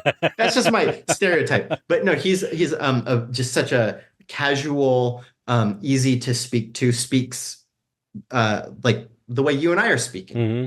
And it's so great to have like an expert Yeah. of one very potent, beautiful angle of spirituality and art, being able to express this stuff. In fact, his name is a reference to music and how music can be spiritually educational Hmm. and a sacred practice in itself. But my point to all of this is Goddess Kali has become my favorite image. I said my one of my favorite symbols are plants. Hmm. Uh, one of my favorite symbols is Kali. The reason I like plants, by the way, is because they are the union of opposites. They are water that then is pulled up by the sun. That's how plants grow. Hmm. It's almost like it's like controlled evaporation. The sun, fire, is pulling the water up, and they're building structures upwards Oh, because it's interesting. keeping the plant Hmm. erect, right? And plants are a great metaphor. This will tie into Goddess Kali. Plants are a great metaphor because by harmonizing the fire and the water, or rather all four, earth, air, fire, and water, when all of those are in harmony, it grows to its maximum potential, the maximum version of what it's supposed to be. And then out sprouts flowers, which is the symbol of this is the ultimate blossoming. Hmm. No different than when you make a great painting. That's like a plant going from seedling, which is nothing, the blank canvas. Right. That becomes alive when in contact with water, the creative force. Something cracks open, which causes a lot of suffering, which is the Right. creative Yeah. processes, and then up grows this thing. And then the final product is here is the blossomed painting, Right. or any project or accomplishment or lesson learned Yeah, yeah. is that. But Goddess Kali, she's an interesting one. Bloody, violent, screaming, I know. I love it. So, a naked goddess wearing a belt of arms, severed bloody arms, a necklace of skulls, so cool. 4 arms. One's holding the blade of intellectual discernment, as you Hmm. were saying. A severed, bleeding head, a disheveled hair, and she's standing on top of a corpse called Shiva, Hmm. or Shava in that case. Why? Why is this the ultimate representation of love, life, and creativity? I don't like, I have since learned it, but I'm looking at this thing before I know this stuff, and I'm like, why do I like this so Right, much? right. It's totally like dark art. It's the Yeah. same. It's dark and challenging, but it's somehow, for people like us, it attracts us and we like it. Right. So just looking at it without exoterically, it's like, this is compelling. Yeah. Now I do wonder, is there more data coming off of it besides this is badass? Right. You know what I mean? Like, or was I born to resonate with this type of artwork and some grand destiny plans? Like, you're born to love this artwork and then you're destined to unpack it and then learn lessons, and that will help you grow. Because I always believe that the goal of all life is just to evolve. So anything that grows us, and it doesn't matter what it is, food, art, music, doesn't matter. If it grows you, that's part of what you're supposed to be doing. You know what I mean? But then, so first off, Kali, goddess Kali imagery is just cool looking and compelling. And you unpack it and you're like, this is the most intelligent thing I've ever come across when it comes to symbolism. She is a she because she's the creative force, which is that which gives birth to all things. She's black because she's the void, which is that emptiness we're talking about. I mean, I'm not going to get into a whole lesson about what she is, but I will say one of the most genius things is she's holding the severed head, which is essentially the ego or your ignorances. Because on one side of her arms are holding punishments. If you interact with life and love and creativity incorrectly, it will hurt you in the way of you're learning hard lessons. And on the other side, she's holding up the sword or the dagger, as you said, intellectual discernment between truth and falsehood. And another hand is the mudra, which is a symbol of giving blessings. So it's like, okay, depending how you interact with life itself, it will hurt you or bless you and help you. All right. But one of the most interesting things is around her neck is a necklace of skulls, and those represent the alphabet. Oh, no I'm like, way. alphabet. And there's a lot of ways to unpack this, but long story short, words are dead technology. Words in Hinduism often represent things because they say everything is a word. All physical objects is a word. So words like us talking and words as in all physical objects are just dumbed down, constricted, frozen expressions of life energy. But also it's the best we have. We're using words right now, you and I. Right. So it's the best we have, but we have to know that these words are not the thing. Right. These words are maybe going into your brain or going into my brain or going into a listener's brain to then open them up, like beauty does, to their own life inside of them to untrap it. Right. Yeah. So it's saying, like, to know that everything we're doing and saying is dead. It is not the point. It's just what leads us to the point, which is the radiance of the life that's trapped inside of you. Yeah, it's like Alan Watts calls it eating the menu. Eating the menu. That is so good. I've never heard that. Exactly. Right. Because like the words are not thing. The food. It's like the it's telling you what the thing will be like. Right. And again, words we could associate with the intellect. So words, important. Physical objects, important. Intellect, also important. Right. It's not the thing, though. Right. It is the not, symbol for they're all symbols for the bigger thing, the real thing. And the real thing is God, energy, or whatever you want to call it. Everything. Yeah, and it's like, have any of us actually touched the real thing?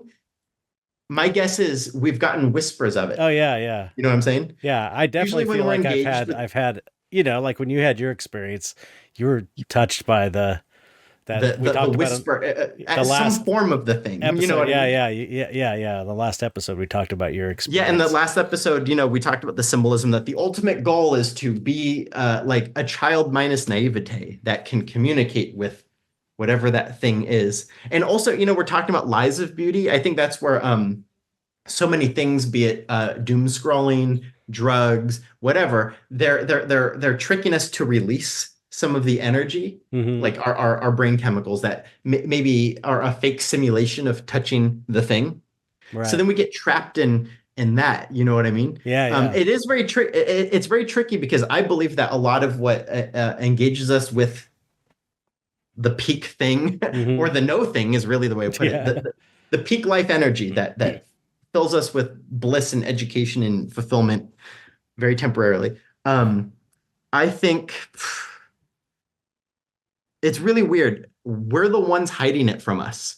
Like Mm-hmm. when you watch a movie or listen to music, how about a movie? You're watching flashing lights on a Right. screen, and those flashing lights are decoded to be meaningful. Right. And then we give ourselves permission to unlock the various chemicals in us or unrestrict the things that were holding trapped energy in us. It's like, Mm-hmm. oh, God, it's so cliche, but it's like, oh, it was in you the whole time. But Yeah. Yeah. But it's like that's like I need to stare at flashing lights to be inspired to release stuff that's right. already It's trapped just inside of it's me. like That's yeah. It's annoying. it's like You know? a game we're playing. You play with yourself. It's like Right. it's Yeah. like basically And, like and we're not mature enough to just know how to be like, all right, I'm just gonna yeah, yeah. like, Just like gonna all realize yeah. the brain chemicals. What are they? There's the four main ones: oxytocin, norepinephrine, serotonin, and dopamine. Hmm. Those are always in us, but it's like we need like a puppy or a loved one or a great song or a Right. taco to bring that out Yeah, of us. That's fucked. But yeah. also maybe it's That's there to guide us, almost like a carrot on a stick, like yeah, guide yeah. us towards something useful. Unless with our infinite horrible cleverness, we invent like If substances that fake it for yeah, I you. mean Now you're obsessed with the substance, you know? if you can have that all the time, then what would be the point of any of this? That's like if you just Yeah. always had it, then there's no point in anything. You would not need to do anything or Well, you know what I and mean? that brings me to I play video games, every now and then. I am a video game lover. I just don't play them enough. I should play more video games, but in essence, when you think about it, you go like, okay, let's say the video game comes on a disc, right? It's like I'm holding the beginning, middle, and end of this, Right. right? Almost like is almost to say it's already complete. I've already, in essence, as far as I'm concerned, this digital character inherent inside of this disc is the completion of their journey or enlightenment or whatever. Right. But I'm going to put in this machine called a PlayStation and then actually progress slowly over 30 hours to reach that point. And it's like, oh, maybe that's what we're doing. Like Yeah. the feeling, the progression of evolution, like has to happen. Maybe we live in a realm of logic, this limited place of third dimension. It's like, well, if you want to play the logic game, then you got to logically progress upwards. Sorry, I can't just make it happen. That's illogical Yeah. here. It's just not the way it works. Welcome to Logic Land. Welcome. Everything has steps. Yeah. And the way through it is to stare at Chet paintings. Or so so whatever your painting of choice is. so there was another angle of dark art that I was saying called propaganda. Mm-hmm. So what's your take on Well, using art to drive people towards less evolutionary yeah, outcomes? this to me, okay, this is like the power of art, kind of in the same way as the power of magic. Like harnessing the power of magic, you can do nice things or you can put curses on people. You could it's a power, it's a neutral power. Mhm. And I think so. I look at art as is the same thing. It's the same thing. It's the same power, maybe just using different tools. Um, and whatever, regardless though, it's like it's calling propaganda dark art is kind of like you're just naming it a dark art when really, I've seen some of the propaganda. Like, what's this guy's name? Uh, I think his name's John McLaughlin. He was big in when Trump was first coming to power, and he was like a real tight illustration style painter. And it's like they're so as art to me, they're just the worst. Even though he's like great at rendering, figure drawing, he's a traditional kind of painter, but it's like, it had like Obama ripping up the Constitution, and then like George Washington going like, oh, crying, and like all these old presidents around him like, oh, crying, and it's just like it's so dumb, but it's like not only is it bad art in the sense that it's way too it's not only is it bad in the sense that it's propagandistic, it's also bad in the sense that it's like so editorial. It's telling you what to think. There's no Interesting. room for mystery or any kind of thinking at all. Mhm. It's like spelled out. This is what you're supposed to think. You're supposed to think Obama's bad and he's tearing the Constitution up and he's going against all of history. And that's all of his artwork. And he got really big during this time. Okay. And so anyway, point being, it's not in the dark realm at all. You would look at it. It's very much like, uh, regular painting of people. It's classic traditional painting, and it doesn't. It's propaganda art. But I would not. Point being, okay, this is my point. Propaganda art can be an any art movement. You can use any medium or any whatever. It could be like, like I was saying before, it could be a bowl of fruit. If it's done the right way, it could be propaganda. You know what I'm saying? Yep, yep. So to me, it's like you can have dark art be propaganda. You can have any art be propaganda. But Yeah. you're saying it's kind of like a dark arts as like Oh, the well, dark so arts rather than dark art. You know what I'm saying? well, yeah, exactly. So I was just taking the Or word black dark art, magic and or now something. you, me, and I'm sure every single person listening to this, we already know. Yeah. We already know that dark art is a term almost like Cubism or mid-century Right. or Renaissance style or Caravaggio Yeah. style. It conjures a type of look, a Right. type of a general Feeling. category, not a Yeah. rigid category. Yeah. But Right. Yes. but to those who like one time a neighbor of mine saw a lot of my artwork, and I have a mix of beautiful artwork and dark artwork, which is also beautiful, but not traditionally beautiful. And Mhm. she actually said, like, what's with all the like demonic stuff? I'm like, oh, well, the notion of demons, which we talked about in the last podcast, I don't like that. That'd be like me worshiping the flu virus. No, I'm not into that. Right. It's different. It's different. But so Right. I'm talking more for those outside of the term dark arts, like, Right. ooh, you mean like evil and blah blah. So just as we approach the topic of today, which is what are dark arts, I'm like, I think we've discussed quite accurately a lot of aspects of it in the way we understand it, the optimistic, loving, creative Right. stuff. But then it's like, well, what would be now? Let's almost break the definition. Dark arts, like Right. it's leading In the you other way. towards Yeah. The other. trapped stagnation, Right. downward spiral type of stuff. And It's I'm like, manipulative. Propaganda is like it's whereas real art is designed to open that channel. And I yeah, think Joseph Campbell is quoting who's he quoting? James Joyce or someone? Saying art should bring about aesthetic arrest, where it's like it shuts down all of your senses. Like it makes them just go, whoa, because you're like, wow. like we're saying with the beautiful Right, temple metaphor, you're just right. like, Whereas right, propaganda is the opposite of that because yeah. so it's like real art is trying to evoke a sense of awe and wonder and inspiration to Mhm, open these channels of energy in your body, in your mhm, being, whereas mhm. propaganda is trying to control you and trying to make you think a certain thing and make you do a certain Rigid. thing. Rigid. Yeah. It's Yeah. about control versus letting go, you know? Yeah.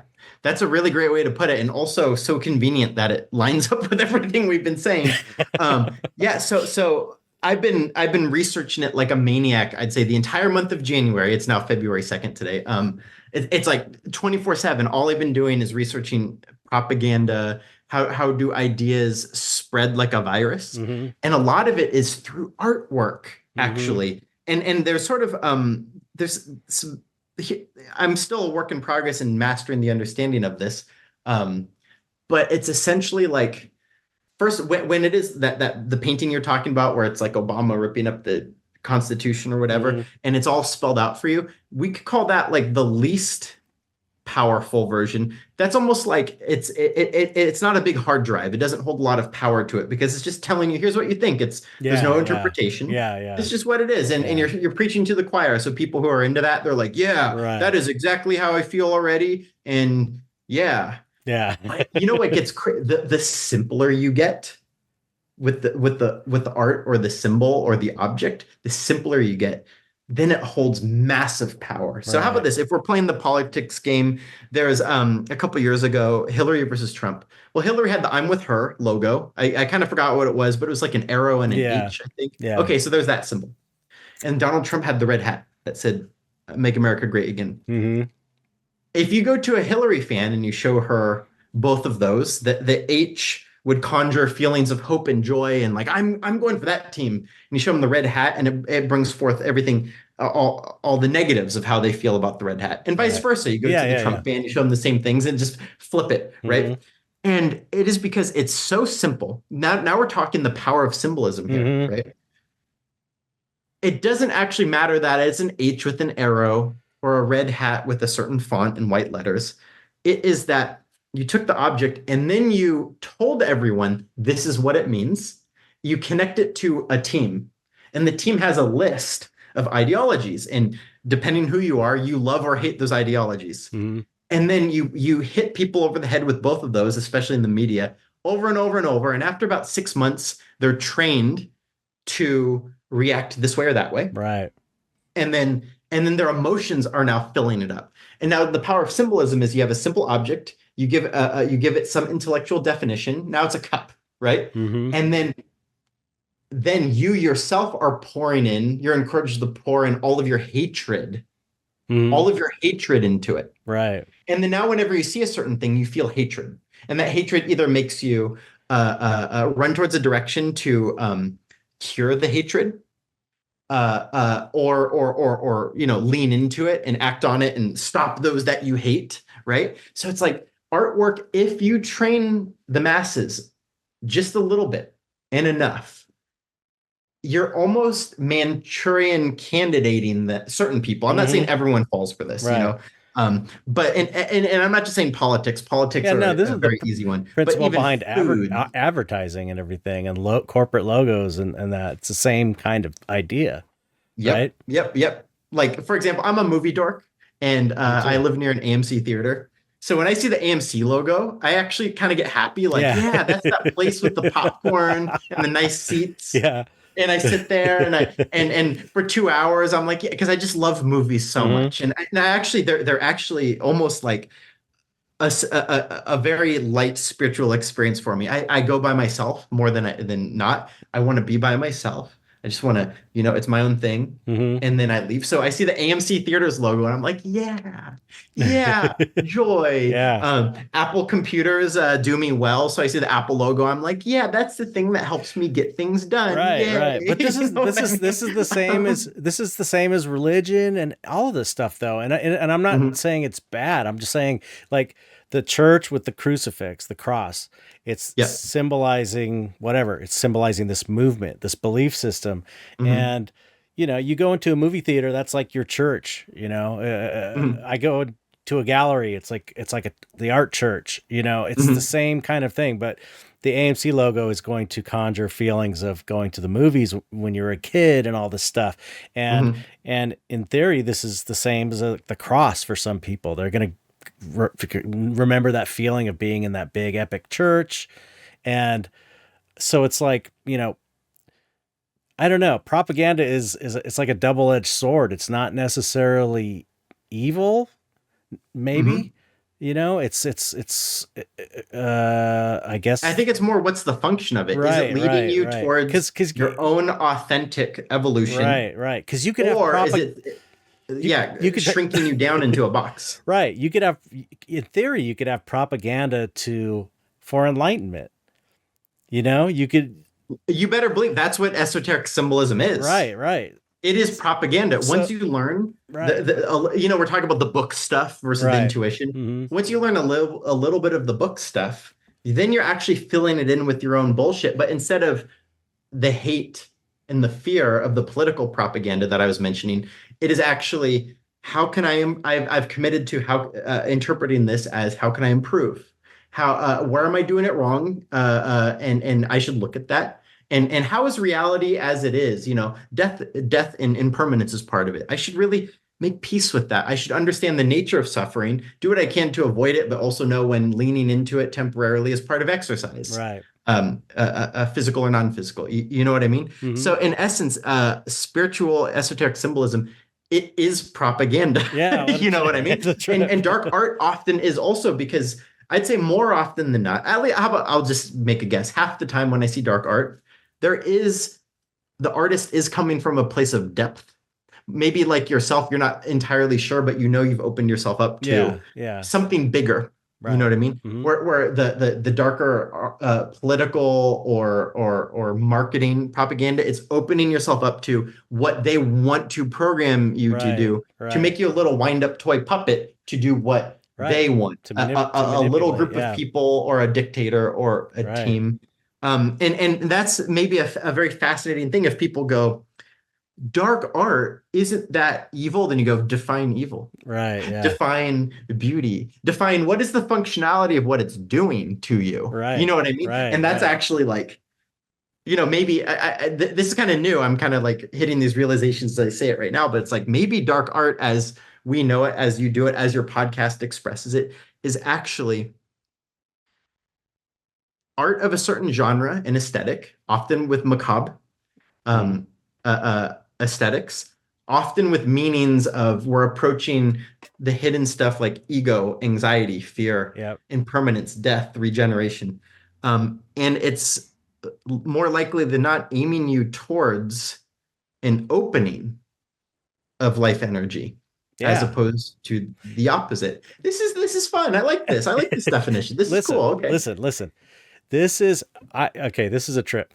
Okay, you know about left-hand path Yeah. spirituality. Like Yeah. there's on the western side there's Satanism, on the eastern side there's the Agori ascetics, the dudes, the Indian holy men who meditate on corpses and hang out Hmm. in graveyards and cover Hmm. themselves. A lot of Kali worship is Yeah, involved in that. yeah, yeah, Yeah. right, right. So they're trying to get enlightenment by embracing these things and realizing that God is in a dead body, God is in dog shit on the ground, God is in everything. So it's like it's confronting that they do drugs and smoke weed and stuff. It's like confronting all the taboos that they're trying to get um to God that way. Whereas right hand path spirituality is more like the traditional ways of doing it, which is like, self renunciation and humility and doing good and blah, blah. It's like, I think that dark art is the left hand path of art compared to art, and regular art is more like the traditional path of art. If you compare this as like a spiritual thing, you know what I'm saying? So Well, actually, the Kali Mandir dude had a good story about addressing exactly what you just said, but I think I might have just cut you off. So finish your thought. And I don't know. okay, No, well, so here's just what yeah. he's. So But I I can was finish. I was actually running a lot of this by the monks over there, going like, it's really weird. Like, here is an image of a wild, naked, bloody woman surrounded by gore, Mm-hmm. dismemberment, blood, you know. But we're sorry, I lost my train of thought. Oh, I remember. Okay. And for some reason we're attracted to it despite not being into any of that gross or destructive Yeah. stuff like in our lives. Like, Yeah. you would think this is the imagery of serial killers, Right. but somehow all the devotees of this or the appreciators of this are not. Okay. Yeah. And then he gives me a great story, and I believe he was paraphrasing like, some wise ancient something or other. And it goes something like this. Um, First off, you decide you're in your house, which is like your life, and you decide, hey, I want to evolve. And depending on your temperament, let's say you have a softer temperament, you don't want to confront the yuckies of your own mind. You don't want to confront your flaws so directly. Okay, you're that type of person. Mm-hmm. Well, then there's plenty of images and symbols for that. Goddess Lakshmi, or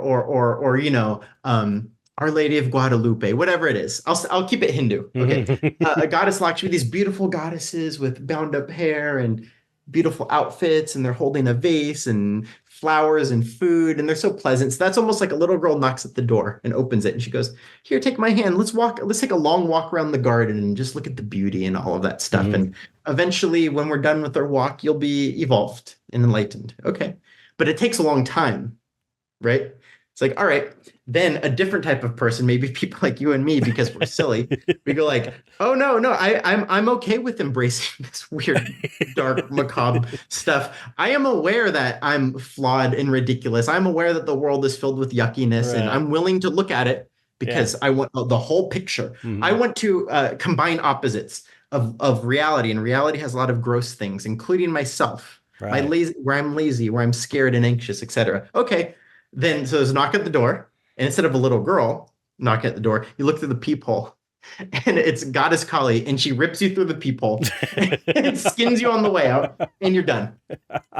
So, do you want to take the walk through the garden, or do you want to get it done fast? That's interesting. Me personally, somewhere in between, probably. You know what I mean? Like, I still like pizza. Yeah. You know what I mean? I still want to play video games every now and then and go to AMC theaters. You know what I mean? I'm not going full crazy, but my temperament and your temperament, we do like looking at this stuff. I also like reading books about, psychology and how propaganda hypnotizes masses to commit genocides. Mm-hmm. I'm interested in that. Particularly because I hate the idea of that happening. Or the people being fascinated with true crime nowadays and serial killers and stuff. It's like that's the same impulse. It's like, we hate it. Of course, any normal human being is going to hate death and killing, but there is something compelling. It draws. I mean, since I've been a kid, I haven't eaten meat in 30 years because I don't want to kill animals. Over 30 years. I'm like super sensitive. When my friends were shooting birds with BB guns, I would start crying. I was like really sensitive. Never just automatically felt this kind of empathy towards animals and also towards people. I've always been really empathetic to people's suffering. Right. But it's like I'll read about a serial killer on Wikipedia, and there's something about reading about that just fascinates me. It's like everything about it, the way they were killed, and it's not like I'm going, that's cool. It's more like just so interesting because it's a curiosity. Yeah, it's like such a strong curiosity, especially because you could never imagine, how could somebody do that to someone else? Right. And to actually explore that, and maybe something horrendous happened to them when they were a kid. Right. But just it's trying beyond nightmares. Yeah. But just what's the logic? Trying to understand it, I guess. And I think I think with the true crime podcast craze, that's another example of people kind of enlightenment in a way. I really think that like the more people are engaging with dark stuff in a healthy way because they're curious and because they want to learn about themselves and just learn about the darker sides of life, I think that's just a positive thing. I think that's been what's missing, or kind of like pushed in the shadows or relegated to the fringe as like think of horror movies in the 50s and 60s and 70s. It's like grindhouse crap movies that were like a spectacle and shocking. And it's like now that people are making artistic statements with horror films now, because it's like we've accepted it into the mainstream of culture. And so I think it's a good thing. I think because so much of culture is just like, don't look at that, especially Western culture. Don't look at death. Don't think about the fact that you're going to die. We have terrible ways of coping with death in this country. It's like people get put away in old folks' homes, and it's just like people don't want to be around people that are old and sick and dying. It's like we just push that stuff away, and it's really a bad thing, a bad part of this society. So I think things like, overall, this dark stuff, engaging in it is what we need. It's healthy. It's healthier. there's a Tibetan Buddhist tradition called the Kala Chakra tradition, because there's different branches of Buddhism in Tibetan Buddhism, and that Mm, one is for people who they believe in reincarnation, and it's for people who don't want to reincarnate anymore, and a right. lot of it is facing the macabre, and even having meditative exercises where you visualize horrible things, and this wouldn't be for everyone because I could imagine that could also like maybe even be dangerous for some people to Right. Right. fixate on horrible, gross things. But the reason you're doing it is to become aware, like, well, life is there's a whole view, a Right. holistic meaning whole, a whole view of life. And another way to put it is I believe that the modern human, especially in the West, is we're permanently trying to be children where we seek creature comforts to sedate and numb us. We're Hmm. always looking for an authority figure to be mommy and daddy. And we just blindly do what they tell us, and they go, "You're good for doing that." And that's all we really want. Right. We don't Right. care about the outcome, even if the outcome results in murder, genocide, death, Right. environmental collapse, etc. We go, "Well, but mommy and daddy told me to do this, and I did it. I'm so good." Yeah. um, and just operating via the trivia data you were given and repeating it because, well, mommy and daddy called school said this is what is good, and there's very little actually growing up. Well, Like, sure, why? you could Because be it 70 and still be a child, Right. emotionally That's and because mentally. it's scary. Growing up is scary. Like taking responsibility for Scary. yourself is scary. Again, and then we're getting into this dark art stuff. It's like this is, the rejection of fear and the rejection of being scared is not a healthy thing. It's like if Mhm. you're usually when you're afraid of something, that's where you should go.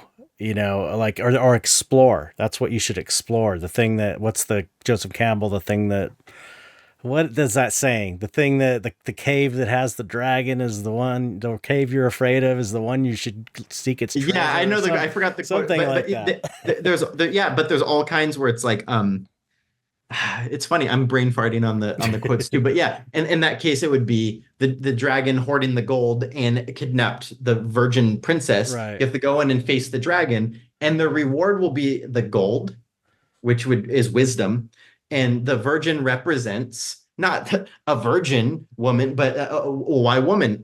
Because that's the creative energy, Right.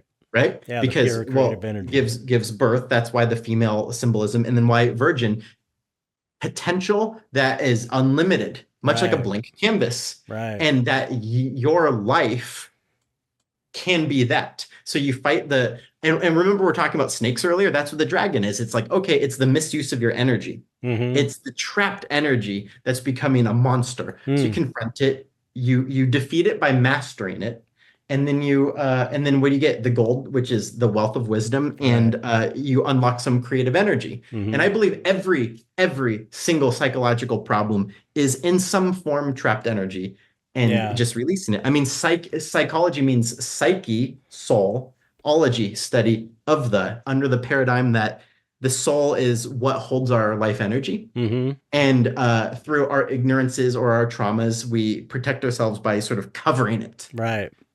And we're trapping it. So we're trapping the waters of life inside of us Right. and making monsters out of it. And that's why Yep. Medusa, serpent headed, she has an unfortunate story where she experienced, and none of her own doing, she experienced a sexual assault, and that fear, instead of embracing this horror that happened to her and horrifically overcoming it to become stronger. And there's plenty of myths about that, Mm-hmm. leaving the underworld.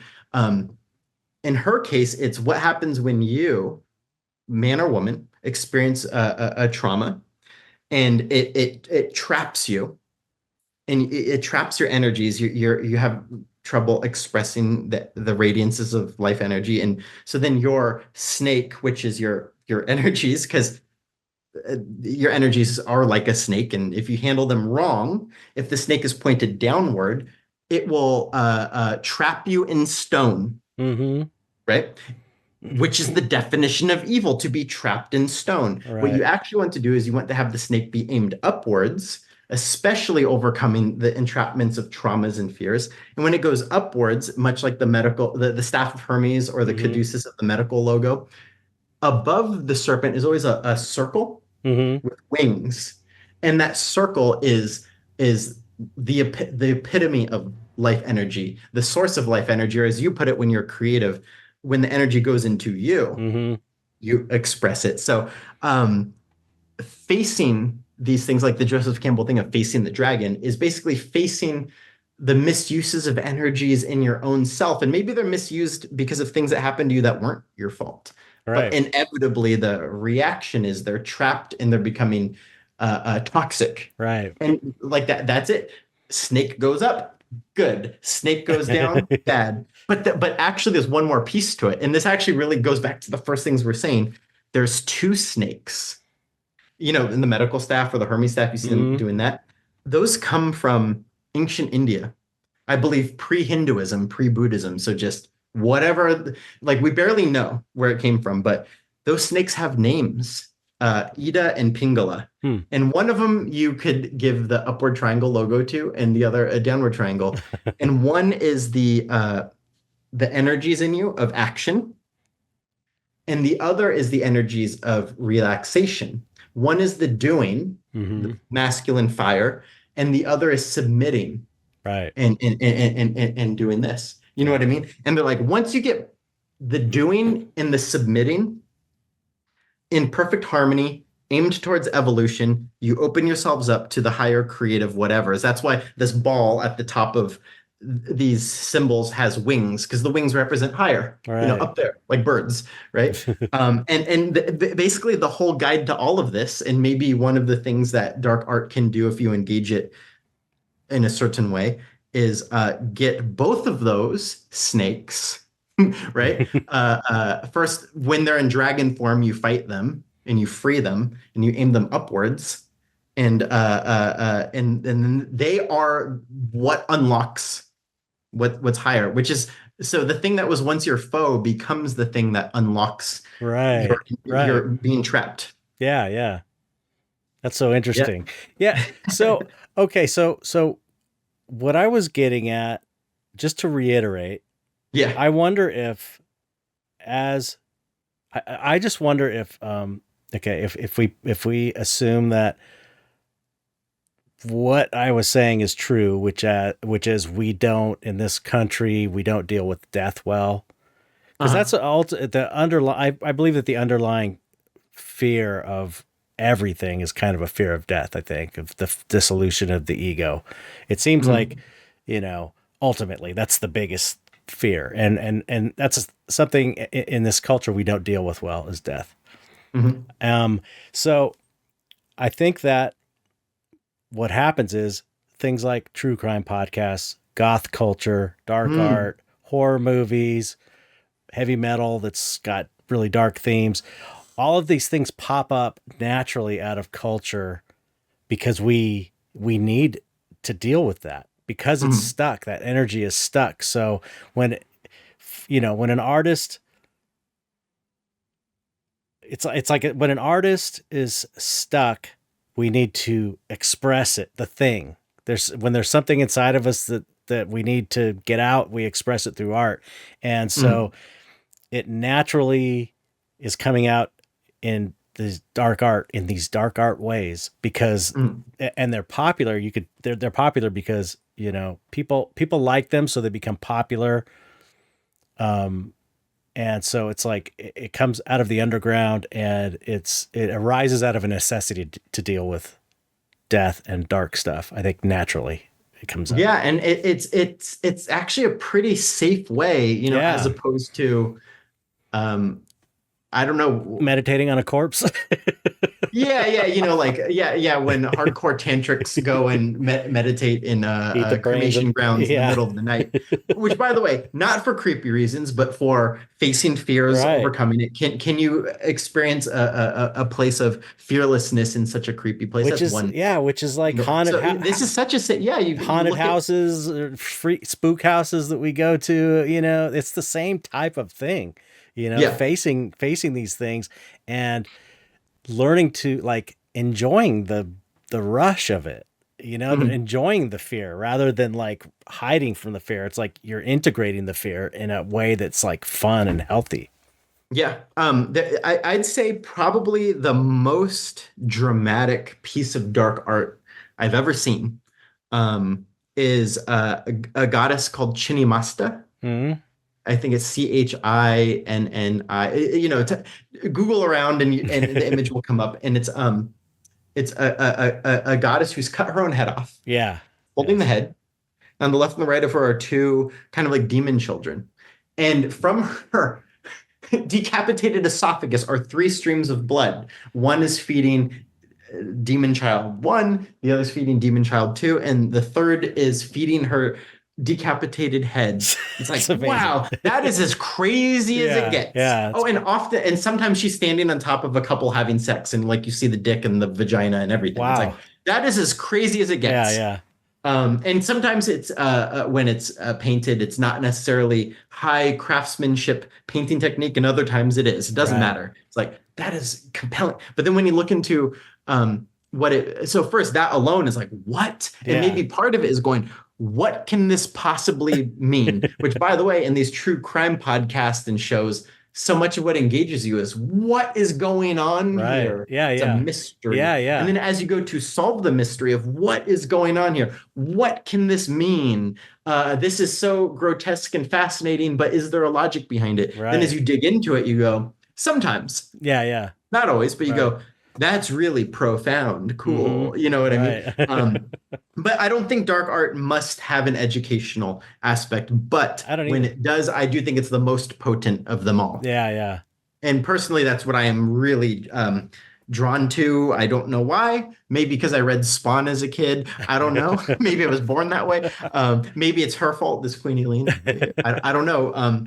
But it is the phenomenon that you and I experience quite a lot is they're always really they're almost 99.9% of the people who are into this stuff are the loveliest people I know. Yeah. Look at Alex Party and Dave Korea. I, Both, there you I'm go. wearing one of Alex's hoodies right now. Yeah. Nicest Um, guys. So friendly, so nice. And they're doing this weird ass shit.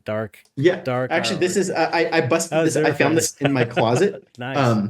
It was missing for several years. Yeah, it's Zero Zero friends. Friends from Back in you've the worked with day. them out when Alex Party and Dave Korea and others had a little art collective, Yeah. right? And sort of one of the common factors was everyone was doing kind of grotesque, fascinating, beautiful Yeah, stuff. Alex is a dark artist to me, and so is Dave, and it's For like sure. because there's a range. It doesn't all have to be classically painted. It's like there's a whole it's a super broad brush, very broad umbrella. Um so any oh man, I forgot my point was I forgot. I lost it. Dang, was it about our lovely dark artist friends? No. Shinimasta, the Yeah. decapitated Oh, head with yeah. the Yes, blood. that's what it was. What was the meaning? Because we've talked about this, and I know the meaning of it. But tell people Mhm. the meaning of that Sure. blood And squirting. again, an oversimplification. Yeah. And Yeah. again, through oral tradition, sometimes a variation. So my book might be different than someone else's book, but this is a pretty safe interpretation. Well, we talked about those two snakes, Ida and Pingala, right? Um, the our energy of action, our energy of relaxation. Well, those are the two demon children, right? And the story goes, Chinimasta, when she still had her head, she is actually dreaming of her husband. Shiva often is the case, which just represents the epitome of the physical form, right? Hmm. And she really wants to go hook up with him, right? Which is another way of saying express creativity because sex is the creative act. So Right. this is not pornographic. This is saying this is the union of opposites inside of all of us. So we Right. could do something creative. Okay. Hmm. Well, her little kids won't leave her alone. She's like, I like they're like little parasites. They keep bothering me. And she goes, oh, I know how to get them to shut up. And I'm going to cut my head off and feed them my blood, which is a way of saying when your mind, body, and emotions, which are like your pets, they're not you. They're like your pets or your annoying little children going like, "Hey, feed me," Hmm. or doom scroll, or whatever. It's like, okay, I'm gonna feed them.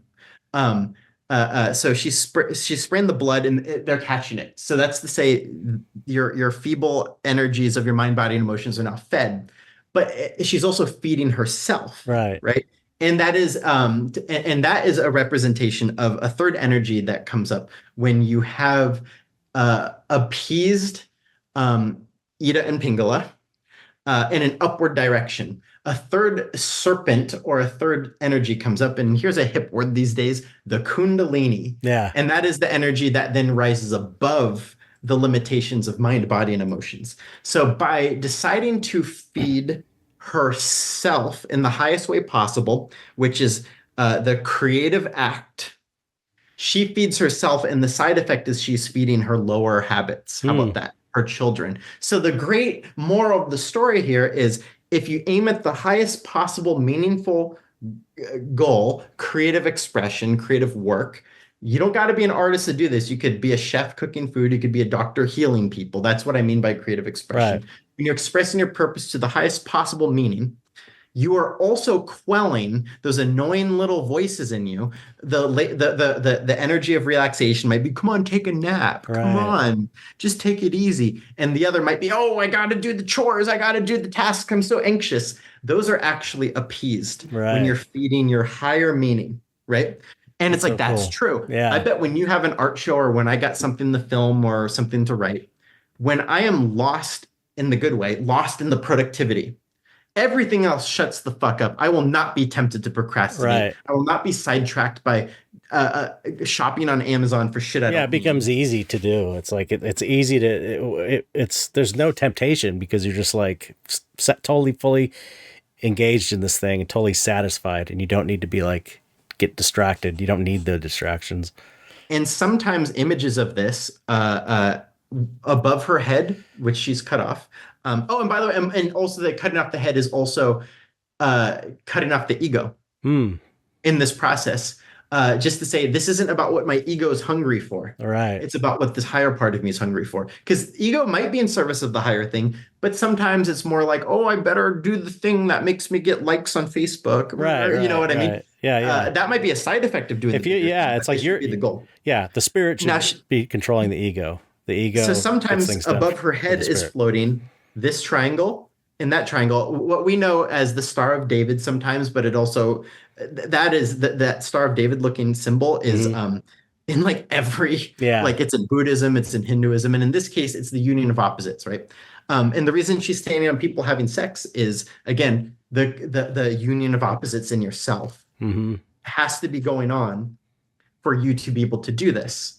And again, you cannot face opposites unless you're also looking at, or at least understanding, the darker aspects of existence, and merging them together into whatever the most spontaneous, spontaneous and appropriate action in any given moment. All of this is just, how can you understand? Well, how about this? Everything we've said here is just one really cool mechanization of the definition of philosophy. And the definition of philosophy, I forgot which dictionary, one of the major dictionaries says philosophy has two parts.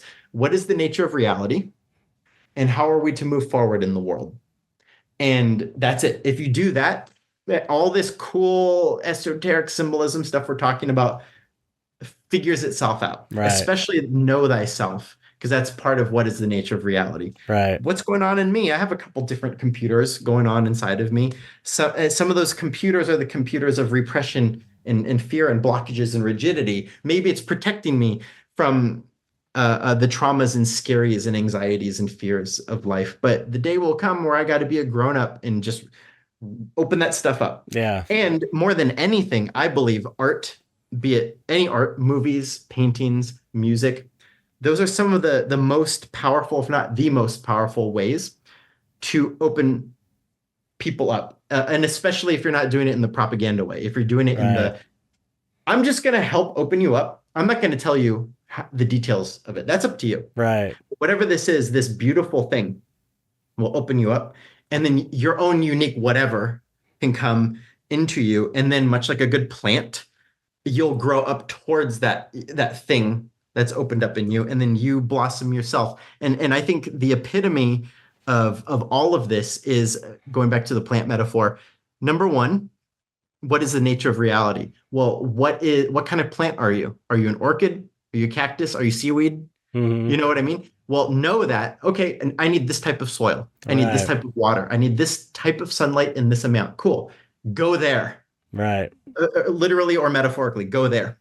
Okay, now cultivate that growing, and part of that is opening yourself up to actually receive the sunlight. Right. You know what I mean? Mm-hmm. And let the water up through you, and then you grow and you blossom, and that is all you're supposed to do. And once you've blossomed, well, then you'll be reborn again, because out of a flower comes the seed, and then now comes the next project, next lesson, next chapter. And you just do that forever until the end. Yeah. It sounds like fun. I mean, then there's the Buddhists say what comes out of the flower is a diamond. And a diamond, as we said last time, is transparent to transcendence, or like a sun, because it's dirt that has become this strong, transparent thing that the light can just go through unobstructed. Or, of course, more of like the Rosicrucian side of things, or Western esoteric. Instead of a diamond, it's the baby that we talked about last time. And it's the baby because babies are open and loving. Right. But you're an adult baby, not a man-child. But you're minus naivete, and you're like this because you can commune with silence, which is the epitome of creative potential. And that's it. We're just actually saying we're much like plants. We're more complicated, though. We have thoughts and feelings. Plants don't necessarily have that. But the plant metaphor is all there is. Oh, and also death is a part of it, because you got compost. Yeah. You know? Yeah. The death of your former self, or the death of the world around you, is also what provides the nutrition to the next generation. You know? In fact, my next art project, this is a very interesting one. I'm looking at the top shelf of my closet right now. My dad is in a box up there in cremated ashes. And I have received a symbolic vessel to put it in, which, by the way, that will be my forever reminder of, in essence, I'm the next generation. I'm the next, if my dad was a plant, dropped a seed, that's kind of gross. And then I grew into my own thing. But I'm standing on the shoulders of giants here. Right. So I am actually sort of, I won't get too specific, but the symbolism I'm talking about here, I now have a little metal box that has the symbolism of these things we're talking about. I'm gonna put my dad's ashes in there, cool. And then look at that, and that is now a symbol I've programmed for myself to be cool. You're now the next evolution of this. You know what I mean? Yeah. And maybe when I die, do the same for me. I don't plan on having kids, though, so my kids can't do it. Well, you don't. Anyway, you don't plan. Now that we've been here for 2 hours, yes. What's a good wrapping it up summary? No, I think that is a good wrapping it up summary. I think we're good to stop it on that. I don't think we need to wrap it up. It's just a great conversation. I like this one. This was good. Yeah, it's excellent. It was the conversation that we were getting to last episode. Yeah, last time we kind of got into our backgrounds and our personal stories. Yeah. Which is fine. But I much like talking about the big ideas more than us as individuals. So I think this was fun. Well, yeah, that was awesome. I appreciate you coming on again, and I know people are gonna love this episode. I love talking about this stuff. So yeah. Well, you and I'm gonna tell you about my next movie project, and we're gonna visit the Kali Temple. Yeah, that sounds like a plan. And have some Zello. Gotta have some Zello pizza. Yeah, straight up. Well, thank you, Chet. Yes. Thank you for whoever's listening. As always. Yes. Thanks everyone for listening. Say goodbye. You have to say goodbye to everyone. Say goodbye. Goodbye. Queen Alien says goodbye.